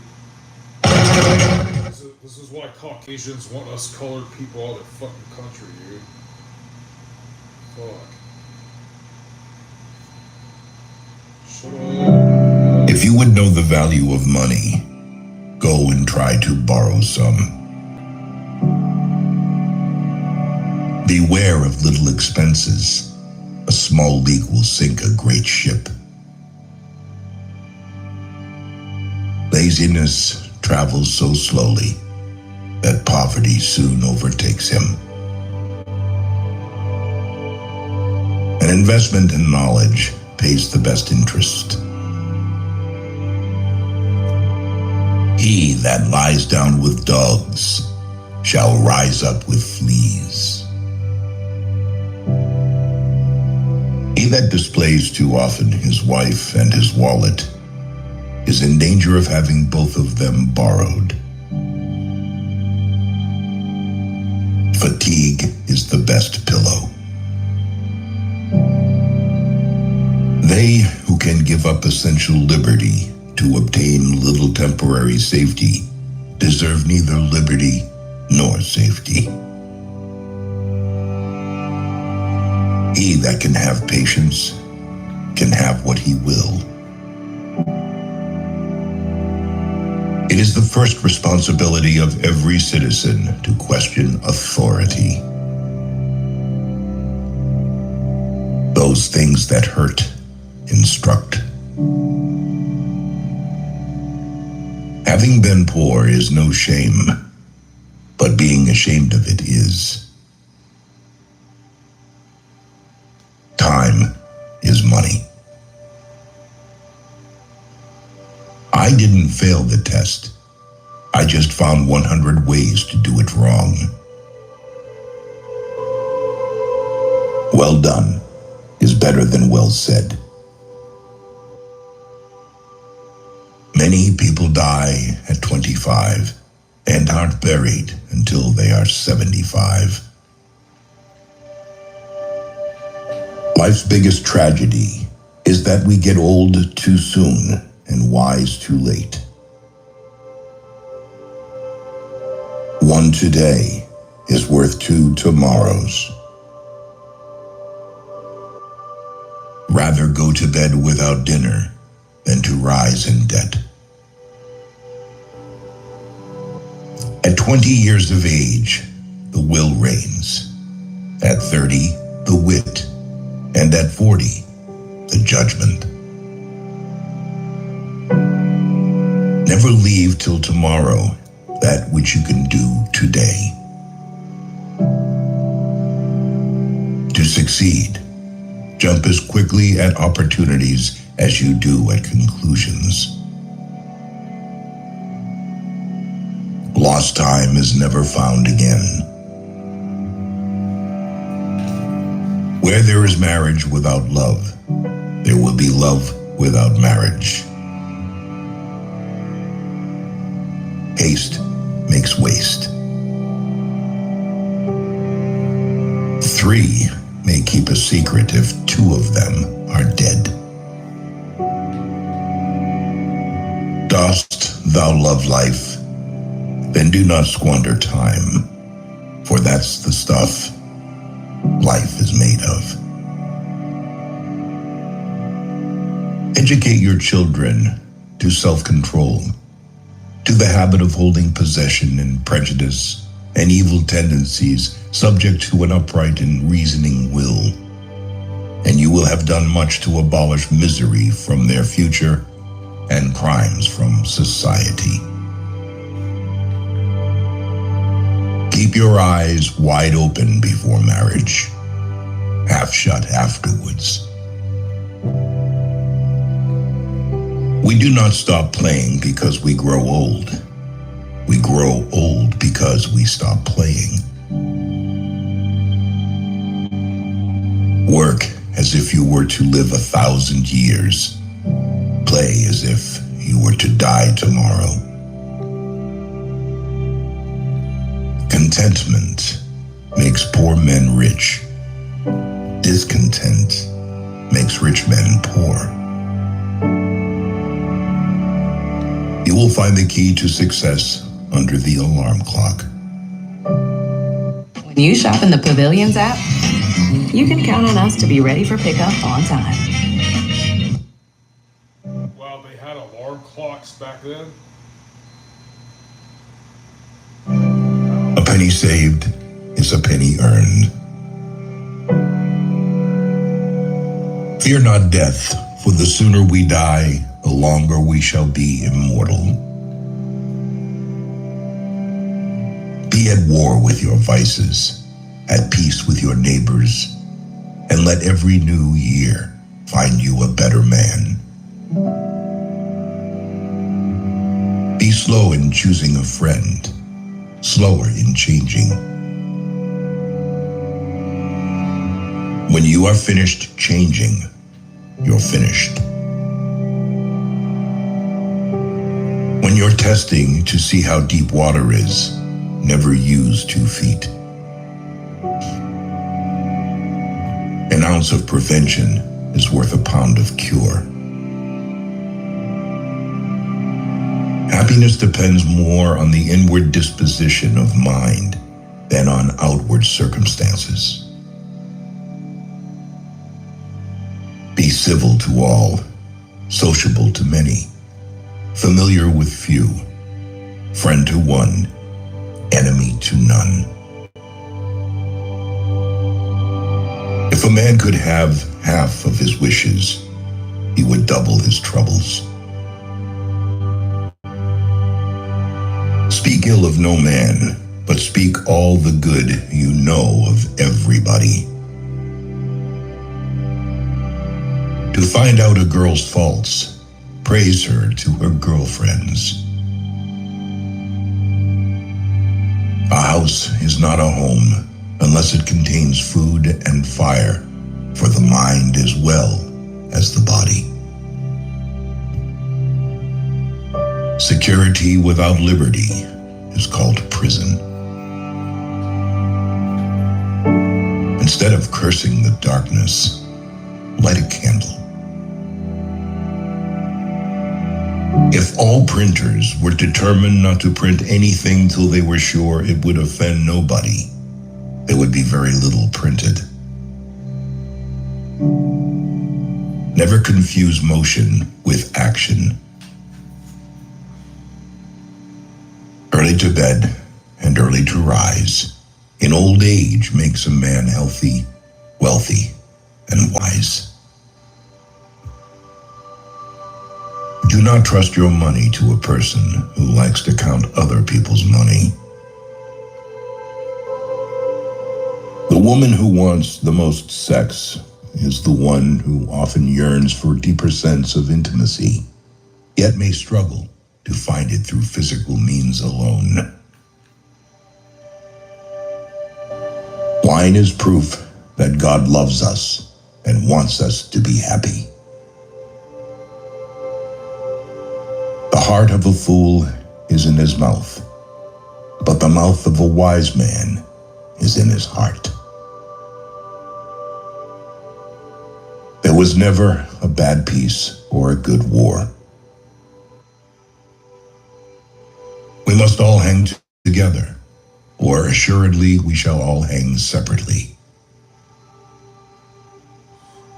A slip of the foot you may soon recover, but a slip of the tongue you may never get over.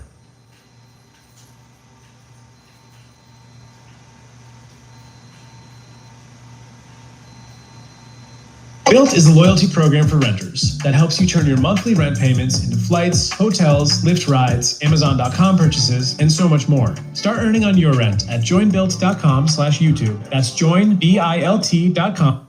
Fuck off and shut the fuck up.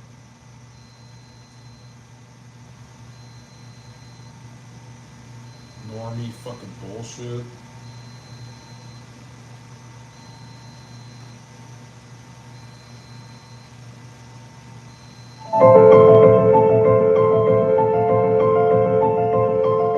Avoid the company of liars, but if you can't, don't believe them. Before preparing to improve the world, first look around your own home 3 times. Learning is a treasure that will follow its owner everywhere. Guessing is cheap, but guessing wrong can be expensive. If you want your children to have a peaceful life, let them suffer a little hunger and a little cold. Get together like brothers, but work together like strangers. Lack of intelligence is the greatest poverty. The wisest person is the one who can forgive. Fool me once, shame on you. Fool me twice, shame on me. In a book of many words, there is bound to be a mistake. I was not in the place that I wanted to be, but I worked for it. Like, I worked to be where I really wanted to be. A closed mind is like a closed book, just a block of wood. The best answer comes from the person who is not angry.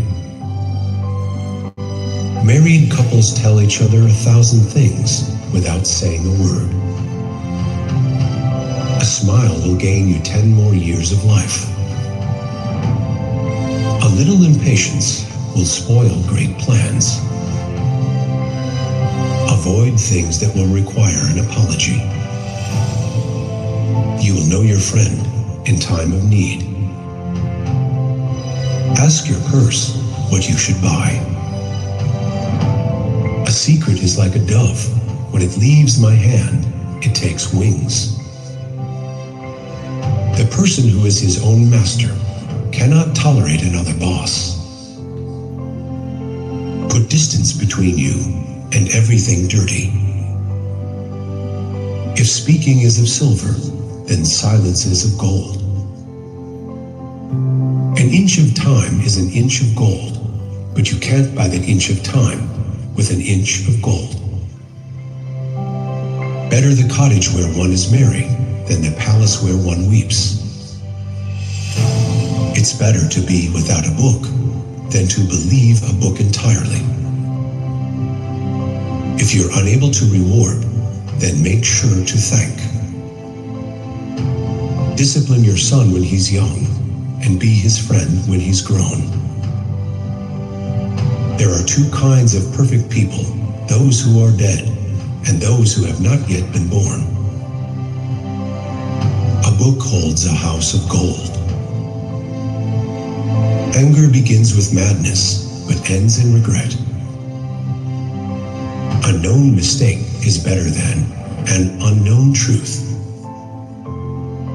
Wishing does not make a poor man rich. The people who talk the best are not the ones who tell the most interesting stories. The richest person is not the one who has the most, but the one who needs the least.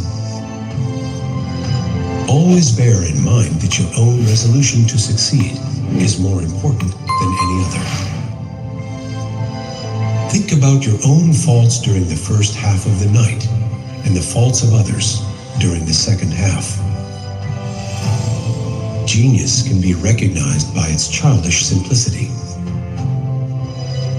Tomorrow is close if you have patience. Think of your exit before you enter. Laugh and the whole world laughs with you. Cry and you cry alone. If you have an opinion, you better be determined. Get together like brothers, but work together like strangers. Being alone is better than being with someone bad. Ripe fruit falls by itself, but it doesn't fall into your mouth. All things change, and we change with them. A crisis is an opportunity, riding on a dangerous wind. If you want to avoid being cheated, ask for prices at 3 different shops. It is not the knowing that is difficult, but the doing.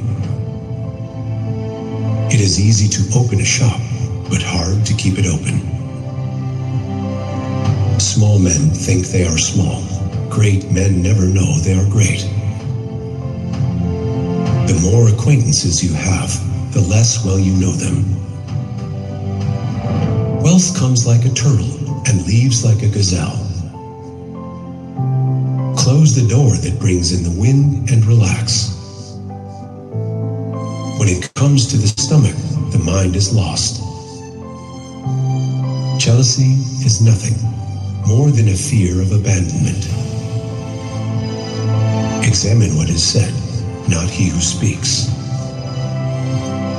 Give a man a fish, and you feed him for a day. Teach a man to fish, and you feed him for a lifetime. A clear conscience never fears midnight knocking. It takes a man to swallow an insult. He who cheats the earth will be cheated by the earth. 100 no's are less agonizing than 1 insincere yes. 2 good talkers are not worth 1 good listener. Visit rarely, and you will be loved more. Lying is a disease. Truth is the cure. Walmart Plus Assist offers 50% off a membership if you qualify for SNAP, Medicaid, or more, which means you get benefits like free delivery. So you can spend more time. Keeping a secret is a commitment. It's better to fix what you have than wait to get what you don't have. He who digs a pit for his brother falls into it. If you are charitable, you are rich. The saddest person is an envious person. A paradise without people is not worth stepping foot in. Lovers don't finally meet somewhere, they're in each other all along. No matter how tall a mountain is, it cannot block the sun. A clever person turns great troubles into little ones, and little ones into none at all. A man without a smiling face must not open a shop. He whose house is made of glass should not throw stones. Forgetting is the plague of knowledge. Do not delay today's work for tomorrow. Solve 1 problem and keep 100 others away. Do everything at the right time, and one day will seem like 3. Want a thing long enough, and you won't. Learning is a weightless treasure you can carry easily. Distant water does not put out a nearby fire. Listening well is as powerful as talking well, and is essential to true conversation. Patience is a bitter plant, but its fruit is sweet. The best time to plant a tree was 20 years ago. The second best time is today. Even a hare will bite when it is cornered. Speaking is not seeing. The house of a tyrant is a ruin. It's better to avoid mistakes altogether than to do something you need to apologize for later. The rope of lies is short. Planning is half of living. Give your friends your money and your blood, but don't justify yourself. your enemies won't believe it, and your friends won't need it. In haste, there is regret, but in patience and care, there is peace and safety. Falseness lasts an hour, the truth lasts forever. Be patient, and you'll get what you want. Beware the level-headed person if he's angry. A divided house cannot stand. Silence is the sign of approval. The greatest danger for most of us is not that our aim is too high, and we miss it, but that is it too low, and we hit it. To know another is not to know the person's face, but to know the person's heart. Never trust a woman who has had sex with your enemy. Do not believe that you will reach your destination without leaving the shore. A needle is not sharp at both ends. A fall into a ditch makes one wiser. Treat everyone as if receiving a guest. Experience is a comb that nature gives us when we are bald. A man who cannot tolerate small misfortunes can never accomplish great things.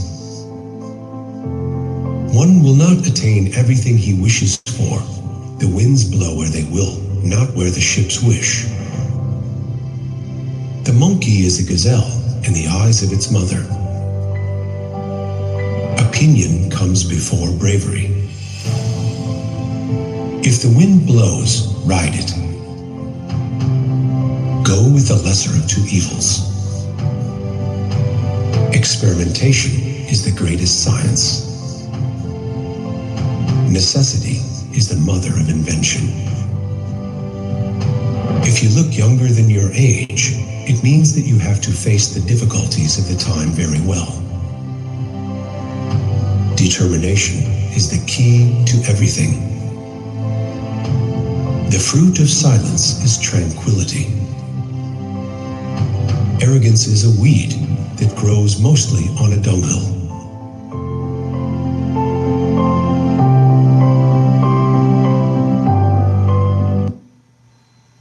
Who's coming in the driveway?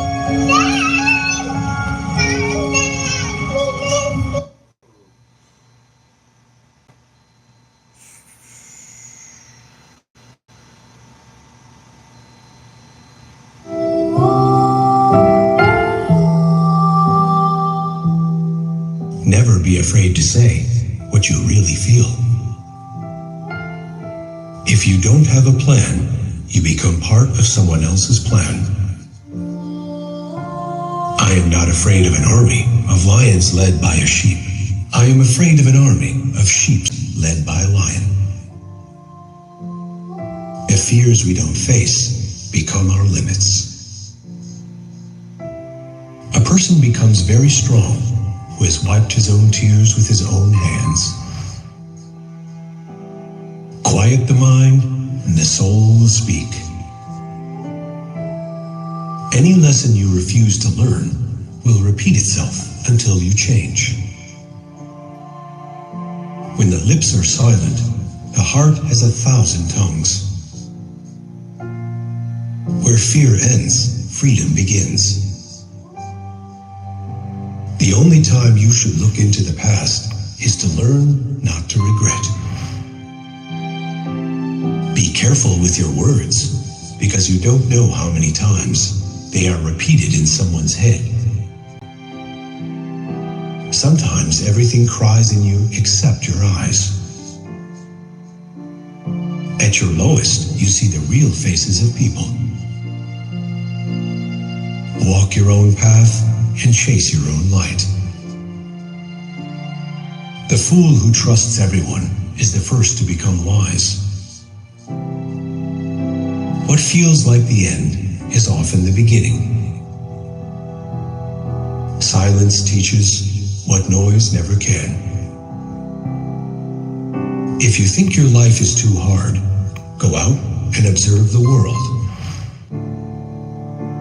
Surround yourself with people who want you to win. It is better to be unhappy and know the worst than to be happy in a fool's paradise. If you see beauty in something, don't wait for others to agree. Once might be an accident, twice is a choice, 3 times is who they are. Do not raise your children the way your parents raised you. They were born for a different time. Death is not the enemy. A wasted life is. Don't be afraid of losing people. Be afraid of losing yourself, trying to please everyone.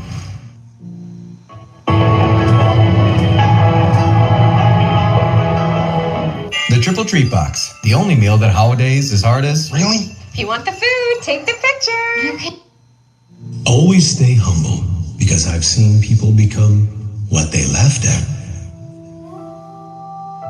Sometimes we look outside of the window, not for the view, but to forget what's happening inside. If the truth shall kill them, let them die.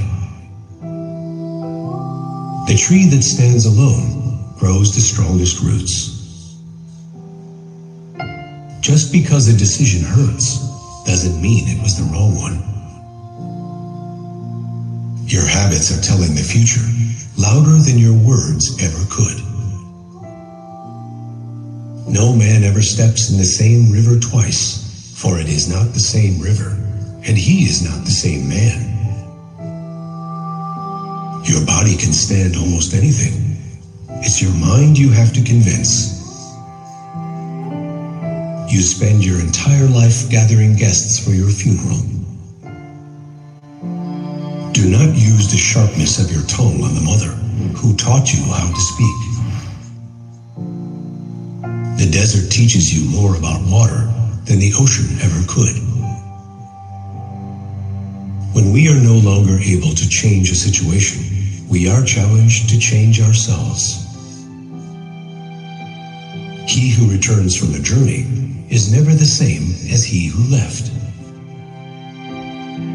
Nothing is scarier than avoiding your full potential.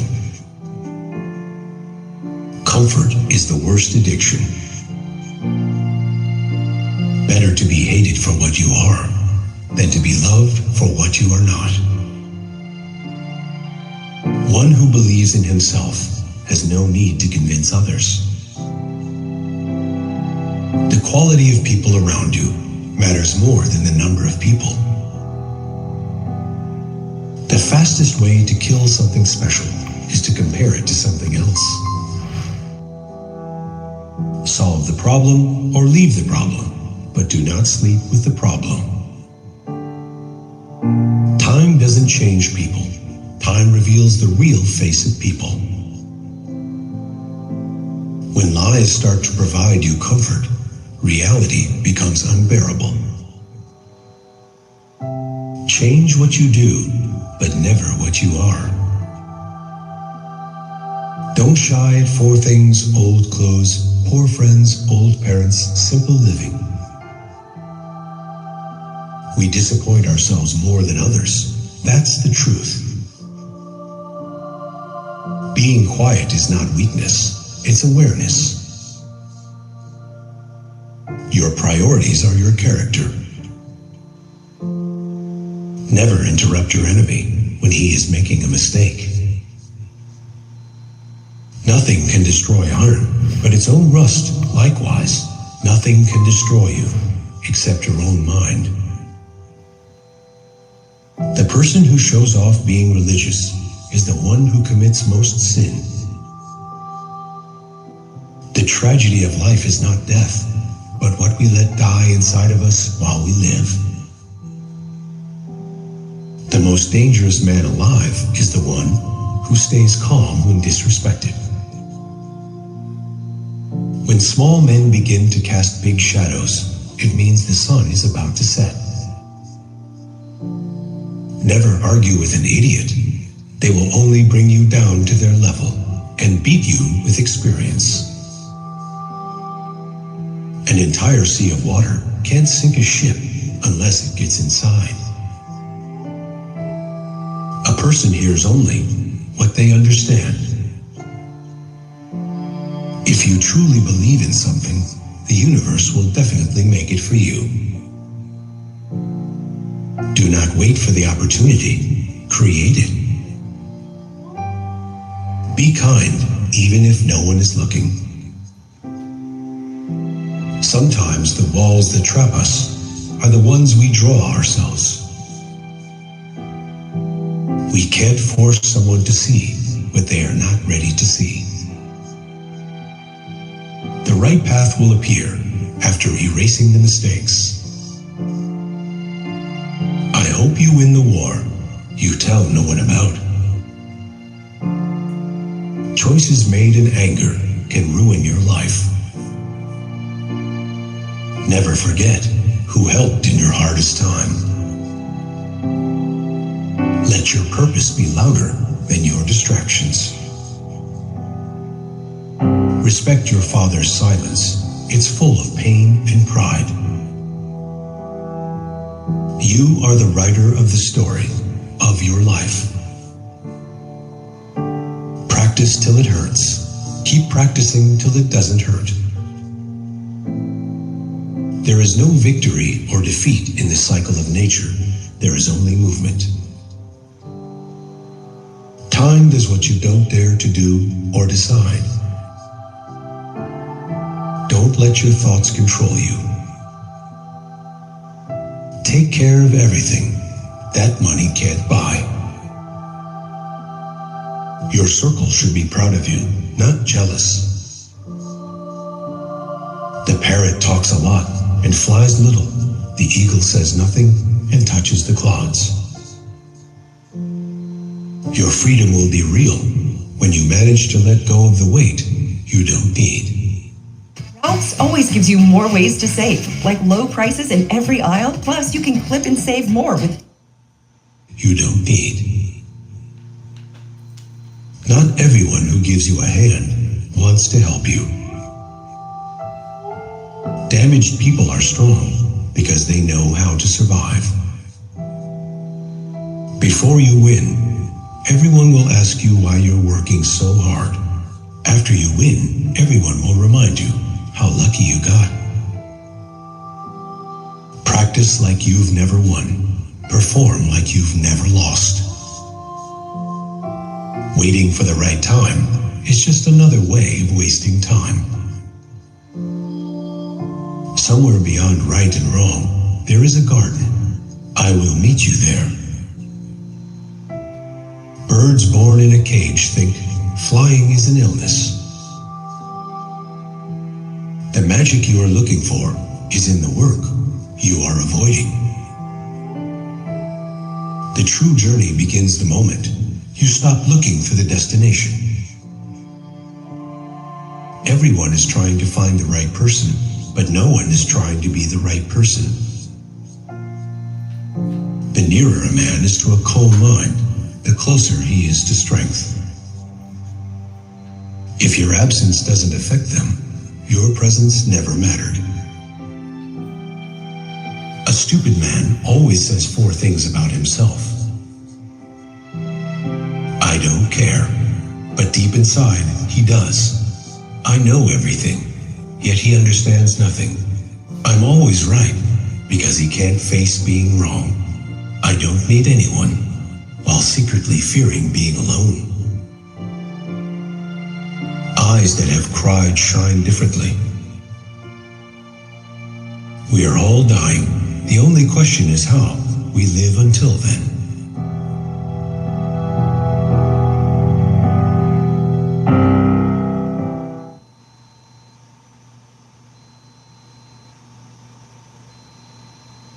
Most of my classmates, they were also working adults, so you feel like you're in a place where you... Carl Jung explained 13 signs. Your aura is too powerful for most people. Have you ever walked into a room and everyone noticed, but you weren't trying to be seen? Do people project onto you, misunderstand you, or even fear you just because of your energy? What if your aura is more powerful than you think? And what if Carl Jung already explained why? This isn't just spirituality, it's depth psychology.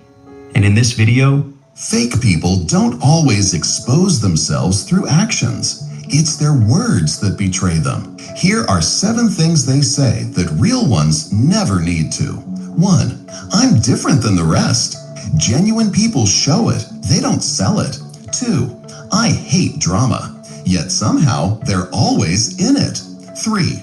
Trust me. Real trust is earned, not advertised. 4. I'd never do that to you. The ones who say this often already did. 5. They're just jealous of me. True confidence doesn't need enemies to stand tall. 6. I'm just being honest. But honesty without empathy is just math. Religion has been sent to dominate, to wipe out, to take out every other religion, to eclipse it, to be... Fake people to announce it. Don't fall for volume. Watch the vibe. Because authenticity is quiet but consistent. Fake people. Religion has been sent to dominate, to wipe out, to take out every other religion, to eclipse it, to be superior to it, to have the people leave every religion and to accept Islam. And if that requires fighting to achieve it, then it requires fighting to achieve it. You can call me Islamophobic, but I'm not afraid. I'm educated, I'm aware, and I'm ready to fight this to the bitter fucking end. I will not betray my God or my country because somebody might call me phobic or racist or white supremacist. I will not be silenced by buzzwords that they've overused so much that they've lost all of their meaning. They're ready to use violence against you to force you to worship their pedophile prophet. So you damn well better be ready to use the same exact measures to protect your freedoms and your religious beliefs. If that means that it's time for the Crusades 2.0, I'm ready to go. What do y'all think? Let me know down in the comments. Religion has been sent to dominate, to wipe out, to take out every other religion, to eclipse it, to be superior to it, to have the people leave every religion and to accept Islam. And if that requires fighting to achieve it, then it requires fighting to achieve it. You can call me Islamophobic, but I'm not afraid. I'm educated, I'm aware, and I'm ready to fight this to the bitter fucking end. I will not betray my God or my country because somebody might call me phobic or racist or white supremacist. I will not be silenced by buzzwords that they've overused so much that they've lost all of their meaning. They're ready to use violence against you to force you to worship their pedophile prophet. So you damn well better be ready to use the same exact measures to protect your freedoms and your religious beliefs. If that means that it's time for the Crusades 2.0, I'm ready to go. What do y'all think? Let me know down in the comments. Little by little, we lose our friends, we lose everything Oh man, we're gonna save that one. By little, we lose. Religion has been sent to dominate. Save this video to new playlist. On up, Q10 greatest. Why not? Fake people don't always. Little by little, we lose our friends, we lose everything. We keep losing and losing till we say, you know, what the hell am I living around here for? I got no reason to go on. But with you, kid, boy, I got a reason to go on. And if you ever get hurt and you feel that you're going down, this little angel is going to whisper in your ear. He's going to say, get up, you son of a bitch.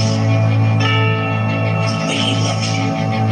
Little by little, we lose our friends, we lose everything. We keep losing and losing till we say, you know, religion has been sent to dominate, to wipe out, to take out every other religion, to eclipse it, to be superior to it, to have the people leave every religion and to accept Islam. And if that requires fighting to achieve it, then it requires fighting to achieve it. You can call me Islamophobic, but I'm not afraid. I'm educated, I'm aware, and I'm ready to fight this to the bitter fucking end. I will not betray my God or my country because somebody might call me phobic or racist or white supremacist. I will not be silenced by buzzwords that they've overused so much that they've lost all of their meaning. They're ready to use violence against you to force you to worship their pedophile prophet. So you damn well better be be ready to use the same exact measures to protect your freedoms and your religious beliefs. If that means that it's time for the Crusades 2.0, I'm ready to go. What do y'all think? Let me know down in the comments.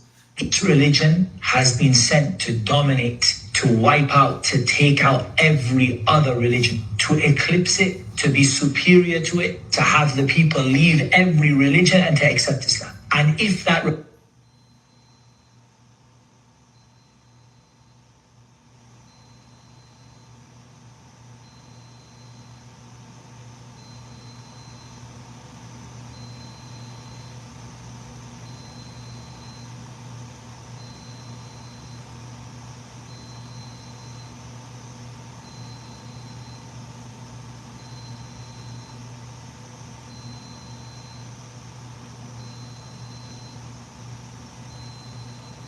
Whether you're a contractor or a master technician, Harbor Freight understands your job depends upon... It's June 1462, and we're in the Wallachian capital of Targovishte, as the Ottoman Sultan Mehmed II advances uneasily on the stronghold.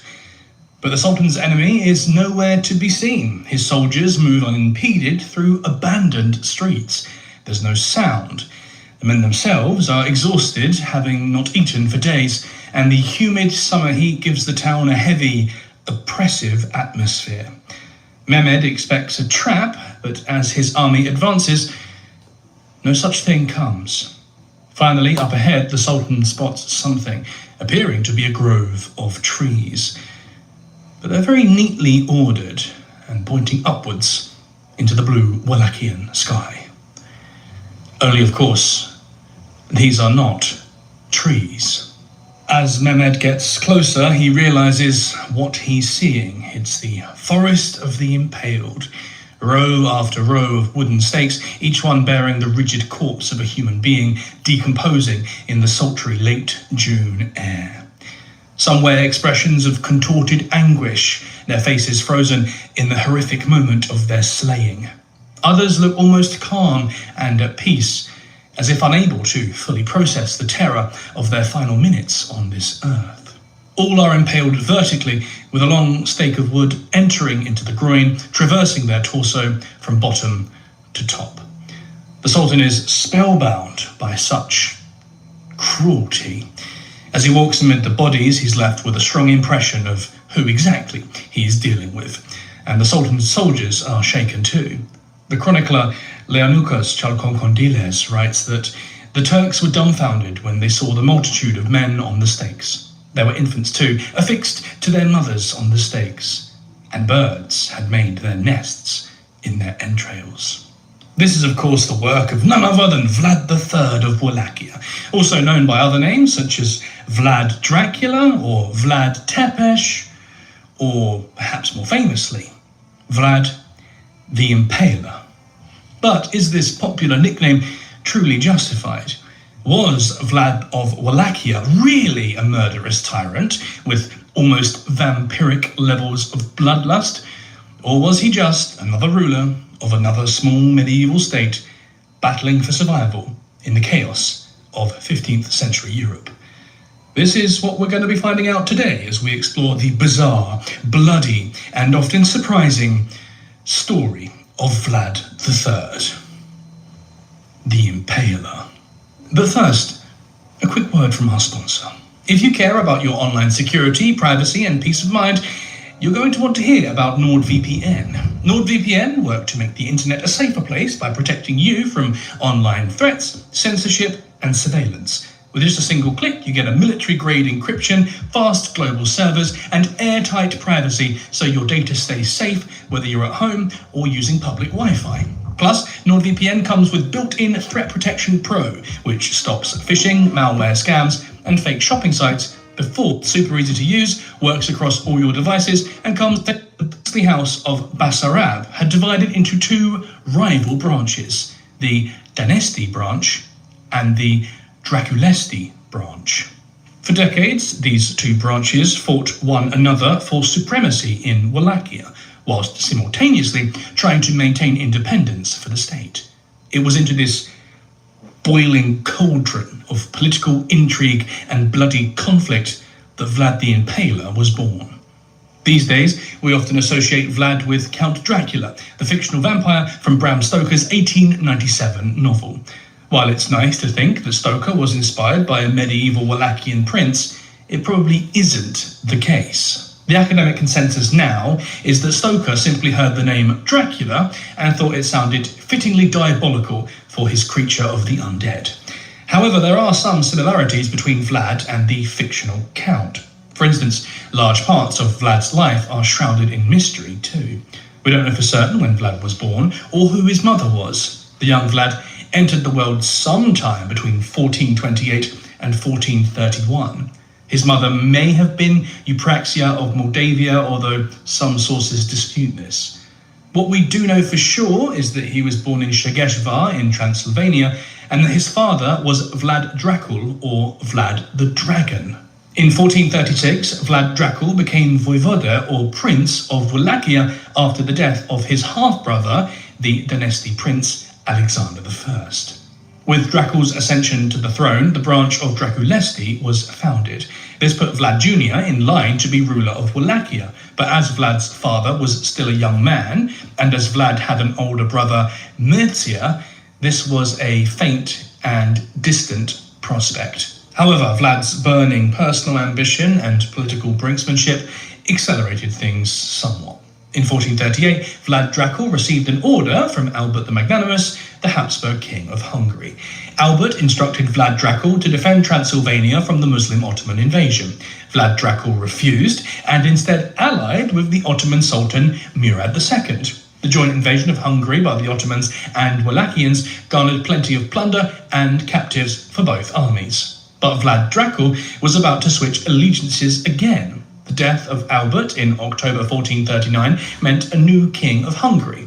King Vladislaus appointed John Hunyadi as the prince of the Hungarian Transylvania territory, and John quickly sought to gain Dracul's allegiance in the fight against the Ottomans. Dracul was cagey and tried to maintain relationships with both sides. He didn't join Hunyadi's crusade into Ottoman territory, but he also didn't support an Ottoman invasion of Transylvania either. Trying to keep everyone happy is a recipe to please nobody, and before long, Murad of the Ottomans accused Dracul of treachery and held both Dracul and his young sons, Vlad and Radu, captive in the fortress of Aragoshe. Dracul was released before the end of 1442, but Vlad and Radu stayed behind as Ottoman captives. Dracul now seems to have chosen peace in his own region over the lives of his sons. He opted to support King Vladislaus in his crusade against the Ottomans in 1444, saying that his sons would be, quote, butchered for the sake of Christian peace. But it wasn't Vlad and Radu who were going to be butchered. After Dracul swore his allegiance to the Sultan again in either 1446 or 1447, John Hunyadi decided he'd had enough of Dracul's flipping back and forwards. So he invaded Wallachia in November 1447. Vlad Dracul and Mircea were murdered in the chaos of the invasion, and Hunyadi put Vlad's cousin, Vladislav II, on the throne in Wallachia.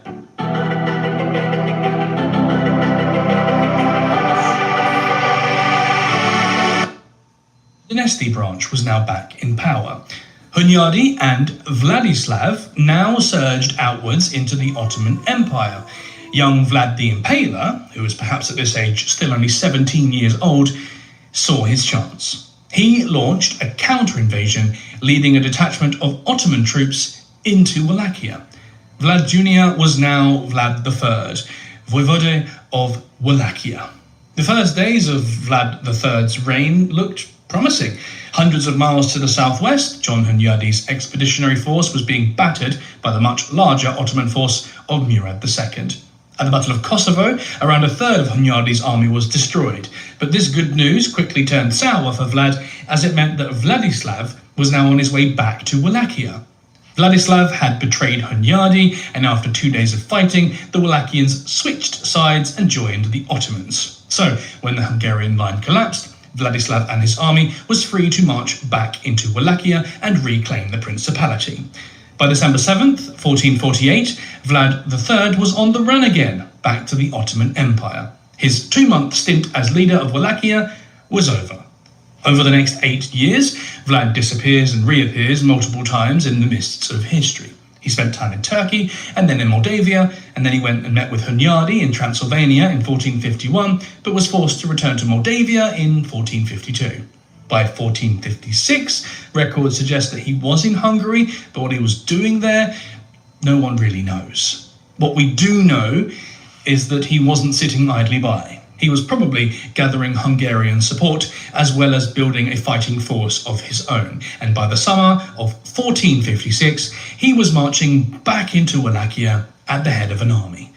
What followed was an impressive bit of medieval chivalry, something not usually associated with Vlad the Impaler. Vladislav's army rode out to meet Vlad near Turgsa.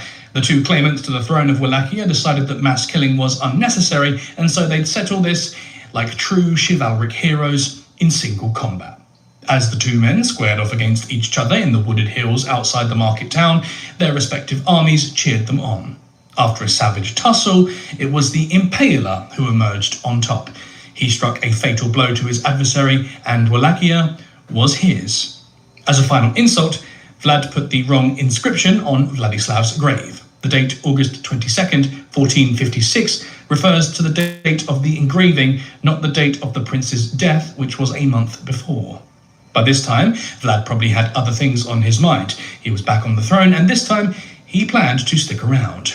It seems that Vlad had learned the lessons from his father's time in power in Wallachia, and so in the letter to the Transylvanian burghers of Brazov, he wrote, "When a man or a prince is strong and powerful, he can make peace as he wants to, but when he is weak, a stronger one will come and do what he wants to him." For Vlad, strength often meant violence, and straight away he began showing this ruthless streak. First of all, the boyars were in the firing line. These nobles had held power of their own during the struggle for Wallachia, and many had been active participants in the murder of Vlad's father and brother. He had these boyars put to death. But he didn't stop there. Basically, any noble who might be a threat to Vlad's power could be executed. It was difficult to stay on Vlad's good side. Only 2 members of his princely council kept their positions throughout Vlad's reign. The rest were either purged, imprisoned, or slain. But executing unruly nobles wouldn't be enough to give Vlad his bloodthirsty reputation. That would come next. 1456 and 1457 were chaotic years in the Kingdom of Hungary. First, John Hunyadi died, and his son, Ladislaus Hunyadi, assumed his father's position. Ladislaus is also called Laszlo, and for the simple reason that lots of people in this story inconveniently share the same name, so we're going to use Laszlo here too. The younger Hunyadi, again that's Laszlo, was no fan of Vlad. He issued a proclamation to the Saxon burghers of Transylvania urging them to back Vladislav's exiled brother Dan over Vlad. He might even have joined Dan in his assault on Wallachia, but he had other business to attend to first. A feud between Laszlo and his fellow Hungarian noble Ulrich of Celje rapidly got out of hand. Laszlo's men murdered Ulrich, as was customary in the region at the time. The 17-year-old Hungarian king Ladislaus V was severely unnerved by Laszlo's actions. He gave Laszlo the title of Lord Treasurer and Captain General of Hungary, but it was all a ruse to lure Laszlo to Buda. Once there, Laszlo Hunyadi was swiftly arrested and then beheaded in March 1457. But the Hunyadi family weren't finished. Laszlo's mother was Elizabeth Szilágyi, a powerful Hungarian noblewoman in her own right, and along with her brother Michael, Elizabeth started a civil war in Hungary as they sought to depose the teenage king. Vlad saw this as an opportunity. First, he supported Stephen the Great in his conquest of Moldavia, and then he began raids of his own, attacking the Transylvanian towns of Brazov and Sibiu, enraged by their support for his rival Dan. This was when Vlad first gained the fearsome epithet Tepes, or Impaler. The voivode's troops took hundreds of prisoners from Transylvania's Saxon villages and executed many. A significant number of these prisoners were impaled, mounted on spikes in prominent places to deter any future support for a rival claimant to the Wallachian throne. This impalement would have taken place while the victim was still alive. Many of the condemned survived the initial act of being run through with a stake and would remain in squirming agony for hours or days as birds pecked at them and insects laid eggs in their skin. Other prisoners were hanged or beheaded, some were chopped up into pieces, all were killed horribly. According to the author and historian Andrei Pogačar, Vlad, quote, set fire to various villages, destroyed any opposition, and took many prisoners. Men, women, young and old, were impaled in Wallachia. So what's your day like? Well, I usually hang out with like 300 million folks in minus 80-degree weather and occasionally teach a lesson to... Mention of Vlad's impalement enthusiasm, and it seems to have kick-started a chain of copycat impalement incidents in one-upmanship. In 1459, Sibiu and Brazov decided to stand up for themselves. They kidnapped Wallachian merchants and confiscated their goods, and then, for some good measure, impaled them as well. Vlad decided that this simply wouldn't do, so he returned the favour by kidnapping Transylvanian merchants and confiscated their goods, and yes, you guessed it, impaled them too. The following year, however, he had bigger things to deal with. Prince Dan and his allies swept across the border into Wallachia, ready to avenge the death of his brother and reclaim the voivodeship. He didn't get far. Long before he reached the flat central plains of Wallachia, Dan's army was intercepted in the mountains and almost completely destroyed. To quote Pogačar again, the prisoners, including women and children, were impaled alongside the corpses of the fallen soldiers. Prince Dan was amongst those captured alive in the tranquil spring forests of the southern Carpathian mountains. Dan was forced to dig his own grave and listen as his own requiem was sung. Then Vlad severed the man's head. Though Dan was now gone, some of the claimant's allies remained hiding in Transylvania, including the impaler's illegitimate half-brother, Vlad the Monk. The impaler was now in a rage and launched a series of raids in the neighbouring voivodeship, massacring entire villages. Though Vlad the Monk managed to escape, contemporary sources say the people were cut like cabbage by the Wallachian troops. Scores of people were impaled on the outskirts of Transylvanian towns as punishment for supporting Dan and his retinue. 55 emissaries sent to Wallachia from the surrounding polities were also impaled, according to some sources. In time, peace returned to the land, but just because there was no war did not necessarily mean there was no impaling. According to the legend, Vlad particularly enjoyed the act of impaling and was said to revel in the view of human corpses twitching their last on the grim forest of poles, and took active pleasure in the stench of their rotting corpses. He was even said to take his meals in the shadow of impaled victims. Historiography from the end of the 15th century suggests he would ask local nobles and foreign emissaries to join him at his mealtimes, and then they would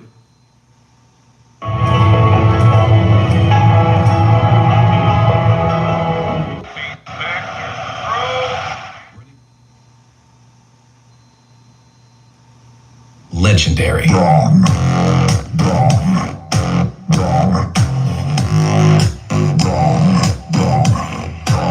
Braun Series 9 Pro Plus. You take one stroke, Braun takes 5. Cutting it close has never felt so comfortable. Spend minutes to look like you spent hours grooming.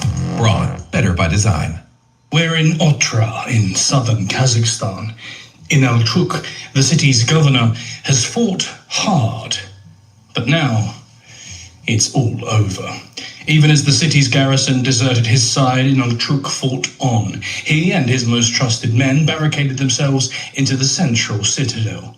As the invading hordes massed outside, he and his men prized bricks from the very walls and hurled them down at the assailants. But all that seems like a distant memory now.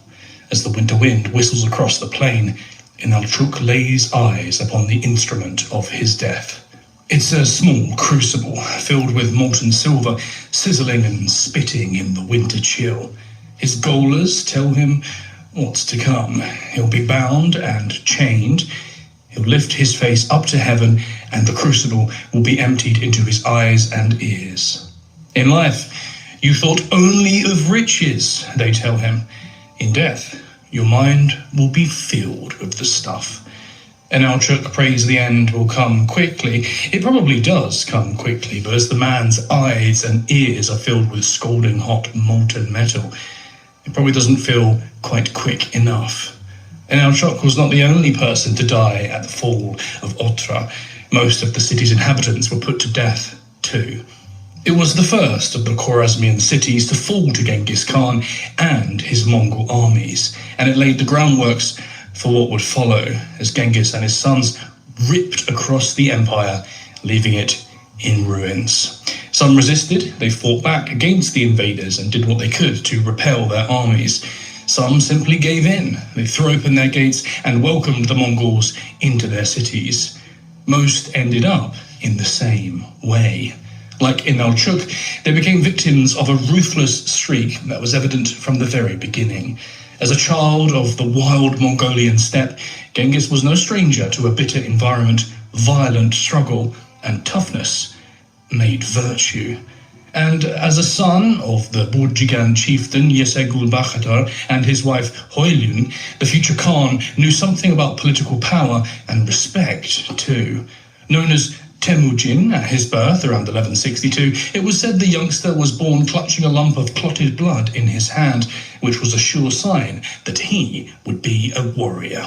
Aged only 10 years old, he was forced to fulfill this prophecy. When his father was poisoned by a group of Tatars out in the steppe, he and his elder brother, Bete, became direct rivals for the position of chief. Bete was probably 2 years older than Temujin, but was born to one of Yesugei's secondary wives. Temujin's mother, Hoylun, was Yesugei's primary wife. But this did not guarantee Temujin's succession. There was even the possibility that Bete would marry Hoylun and cement his power. Temujin wouldn't let this happen. Along with his younger brother, Kasar, Temujin set an ambush for Bete and killed him. This meant Temujin could succeed his father as chief, which was an important stepping stone towards his overall leadership of all the Mongol peoples. Murdering his half-brother may seem like an extreme move to our modern eyes, but this was what would-be chiefs needed to do to prove their dominance. Temujin was not the only one in town with a brutal streak. Another of the key figures in Temujin's early life was Jamukha. The two had been boyhood friends and had been sworn blood brothers, or Anda. But Jamukha was a traditionalist. He believed in the existing confederation of clans led by individual warlords. Temujin had a different vision. He believed in uniting the clans under a central leader. That leader would be the best suited to the job, not merely the one with the most noble blood. This caused a rift with Jamukha's oligarchy of clans on one side and Temujin's meritocratic empire on the other.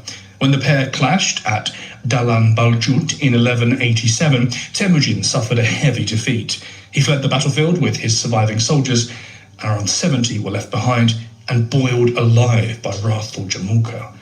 Secret Clinical gives me triple sweat protection. Whew, thanks. Secret. Starfleet Academy has been kind of on the horizon for decades. A lot of and boiled alive by wrathful Jamukha. 17 years later, Temujin got his revenge. He defeated Jamukha and the other rival chieftains at the foot of Mount Naku. After the battle, Jamukha was executed.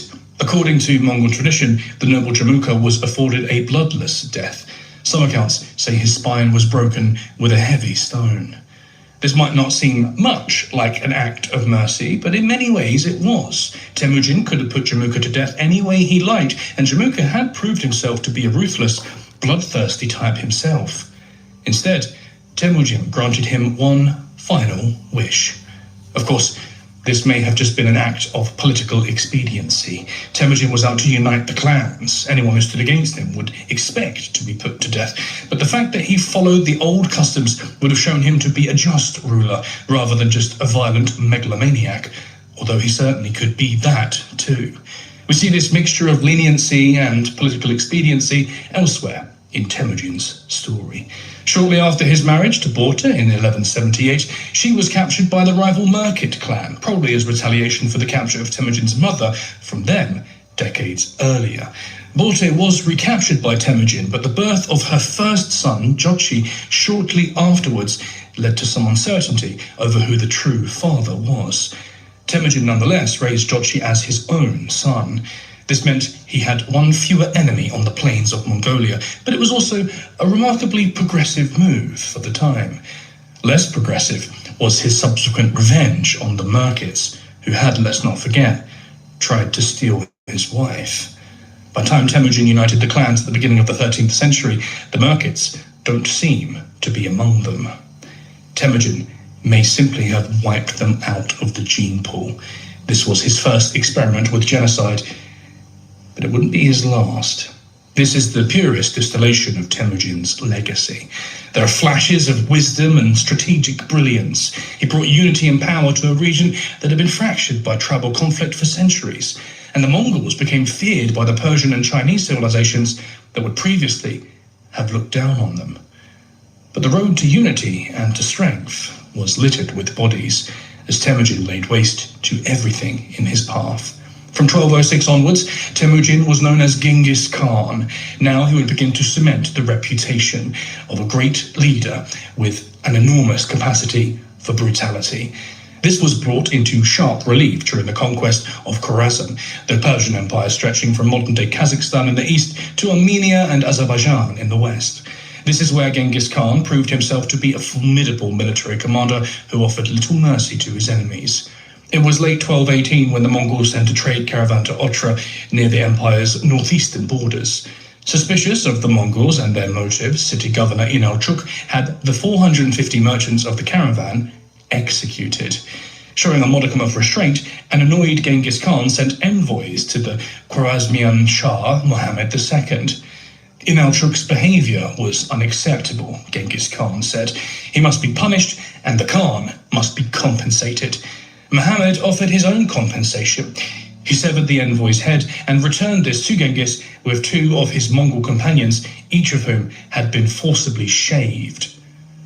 The Khan would not forgive this insult, and so began the invasion and destruction of the Khwarezmian Empire. First on the agenda was, of course, Otra.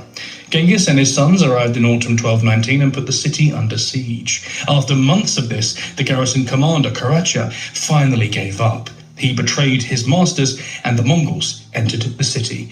Inalchuk, to his credit, fought pretty bravely. He and his most trusted men walled themselves up in the inner citadel and hurled bricks down at the invading army. It's possible that Inalchuk believed he could win. The Khwarezmian Empire had stood for 150 years by this point and had defeated the Seljuks and the Ghurids, and even threatened the Abbasid Caliphate. They were the dominant force in the Persian lands, and they weren't going to be pushed around. It's also possible that he knew surrender meant death, and by now he must have understood what the Khan did to those who had insulted him. 6 years earlier, Genghis Khan and his armies had breached the Great Wall and entered the Jurchen Jin lands for the first time. With the Mongols at the gates of the Jin capital, Zhongdu, modern Beijing, the Golden Khan of the Jin offered Genghis gold, silver, and silk with the promise of more tributes to come. Genghis Khan agreed to spare Zhongdu, but rather than playing ball and becoming a vassal to Genghis, the Golden Khan moved south to establish a new capital at Kaifeng. Genghis was enraged. When he returned to Zhongdu in 1215, his approach was evidently so terrifying that the city commanders Wanyan Chenghui and Moran Jinshong switched sides. The city was sacked. Tens of thousands were put to the sword, and the world had a taste of what Genghis Khan did to unruly enemies. For Inalchuk, this meant one of the most horrific deaths imaginable. Genghis had already moved on by the time that Inalchuk was executed, dividing his army and heading west to Bukhara. So it was his sons, Chagatai and Ogadai, who did the honors. It seems they wanted a symbolic way to avenge the death of the merchants. There's a caveat to this, though. Like with so many stories from those Mongol conquests, it is possible that it never happened. Genghis Khan's rampage across Central Asia was astonishingly destructive. As we'll see, entire cities and regions, and even a whole empire, were systematically destroyed. As Chagatai and Ogadai busied themselves with annihilating Otra and subjugating Inalchuk to symbolic cruelty in February 2020, Genghis Khan and youngest son Tului had Bukhara under siege. This was the home of one of the intellectual jewels of the medieval world, the 45,000 books of the Khazana al-Hekmah, or treasury of wisdom. Genghis Khan wasn't necessarily anti-intellectual. He'd famously given the Mongolians a written language by working with the captured Uyghur scholar Tata Tonga. But by this point, he was most certainly and resolutely anti-Khwarezm. My name is Nick Cave. I wrote the song for the end of Train Dreams. Man, nobody fucking cares, dude. Shut up. He was most certainly and resolutely anti-Khwarezmian.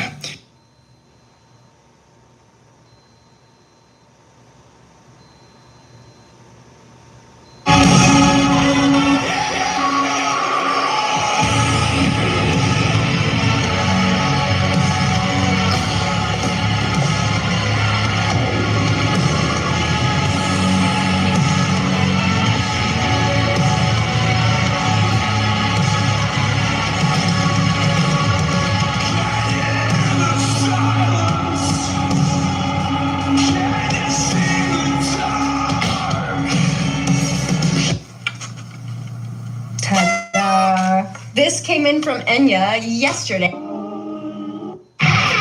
Pueblo, Colorado. On July 19th, 2025, a resident reported a group of motorcyclists driving recklessly. Upon seeing police, the group remained reckless and engaged in provocative behavior towards the officers.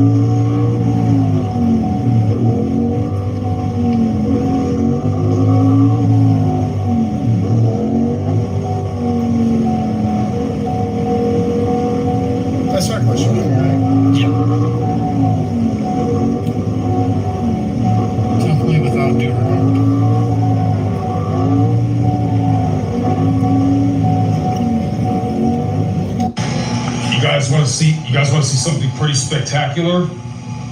Check this out. We have vermin problems at my job, okay? It's not like I'm into killing animals or anything. Check this out. I guarantee it's worth your while, guys. I throw an axe, but there goes a little critter. I don't really know what it is, but I don't know if it's poisonous or whatever. Boom! I throw it at the animal. Watch this.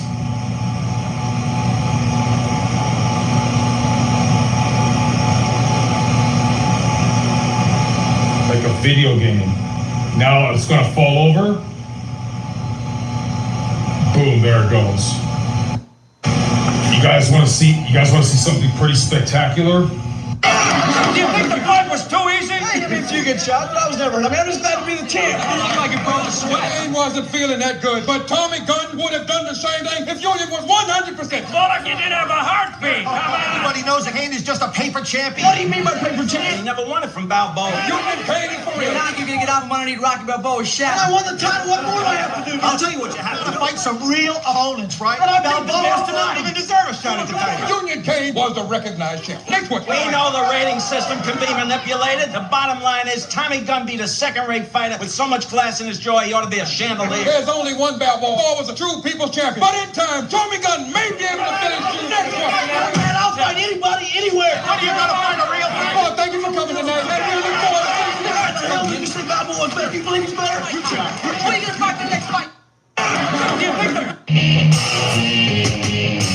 This is unbelievable. In New York City, Times Square, something happened that has never happened before. Every single ad went dark, and then every screen lit up. By the way, it's all his fault that we're spending $6 billion in taxpayer money this month to help fight HIV/AIDS. By the way, It's all his fault that we're spending $6 billion in taxpayer money this month to help AIDS fight HIV/AIDS. By the way,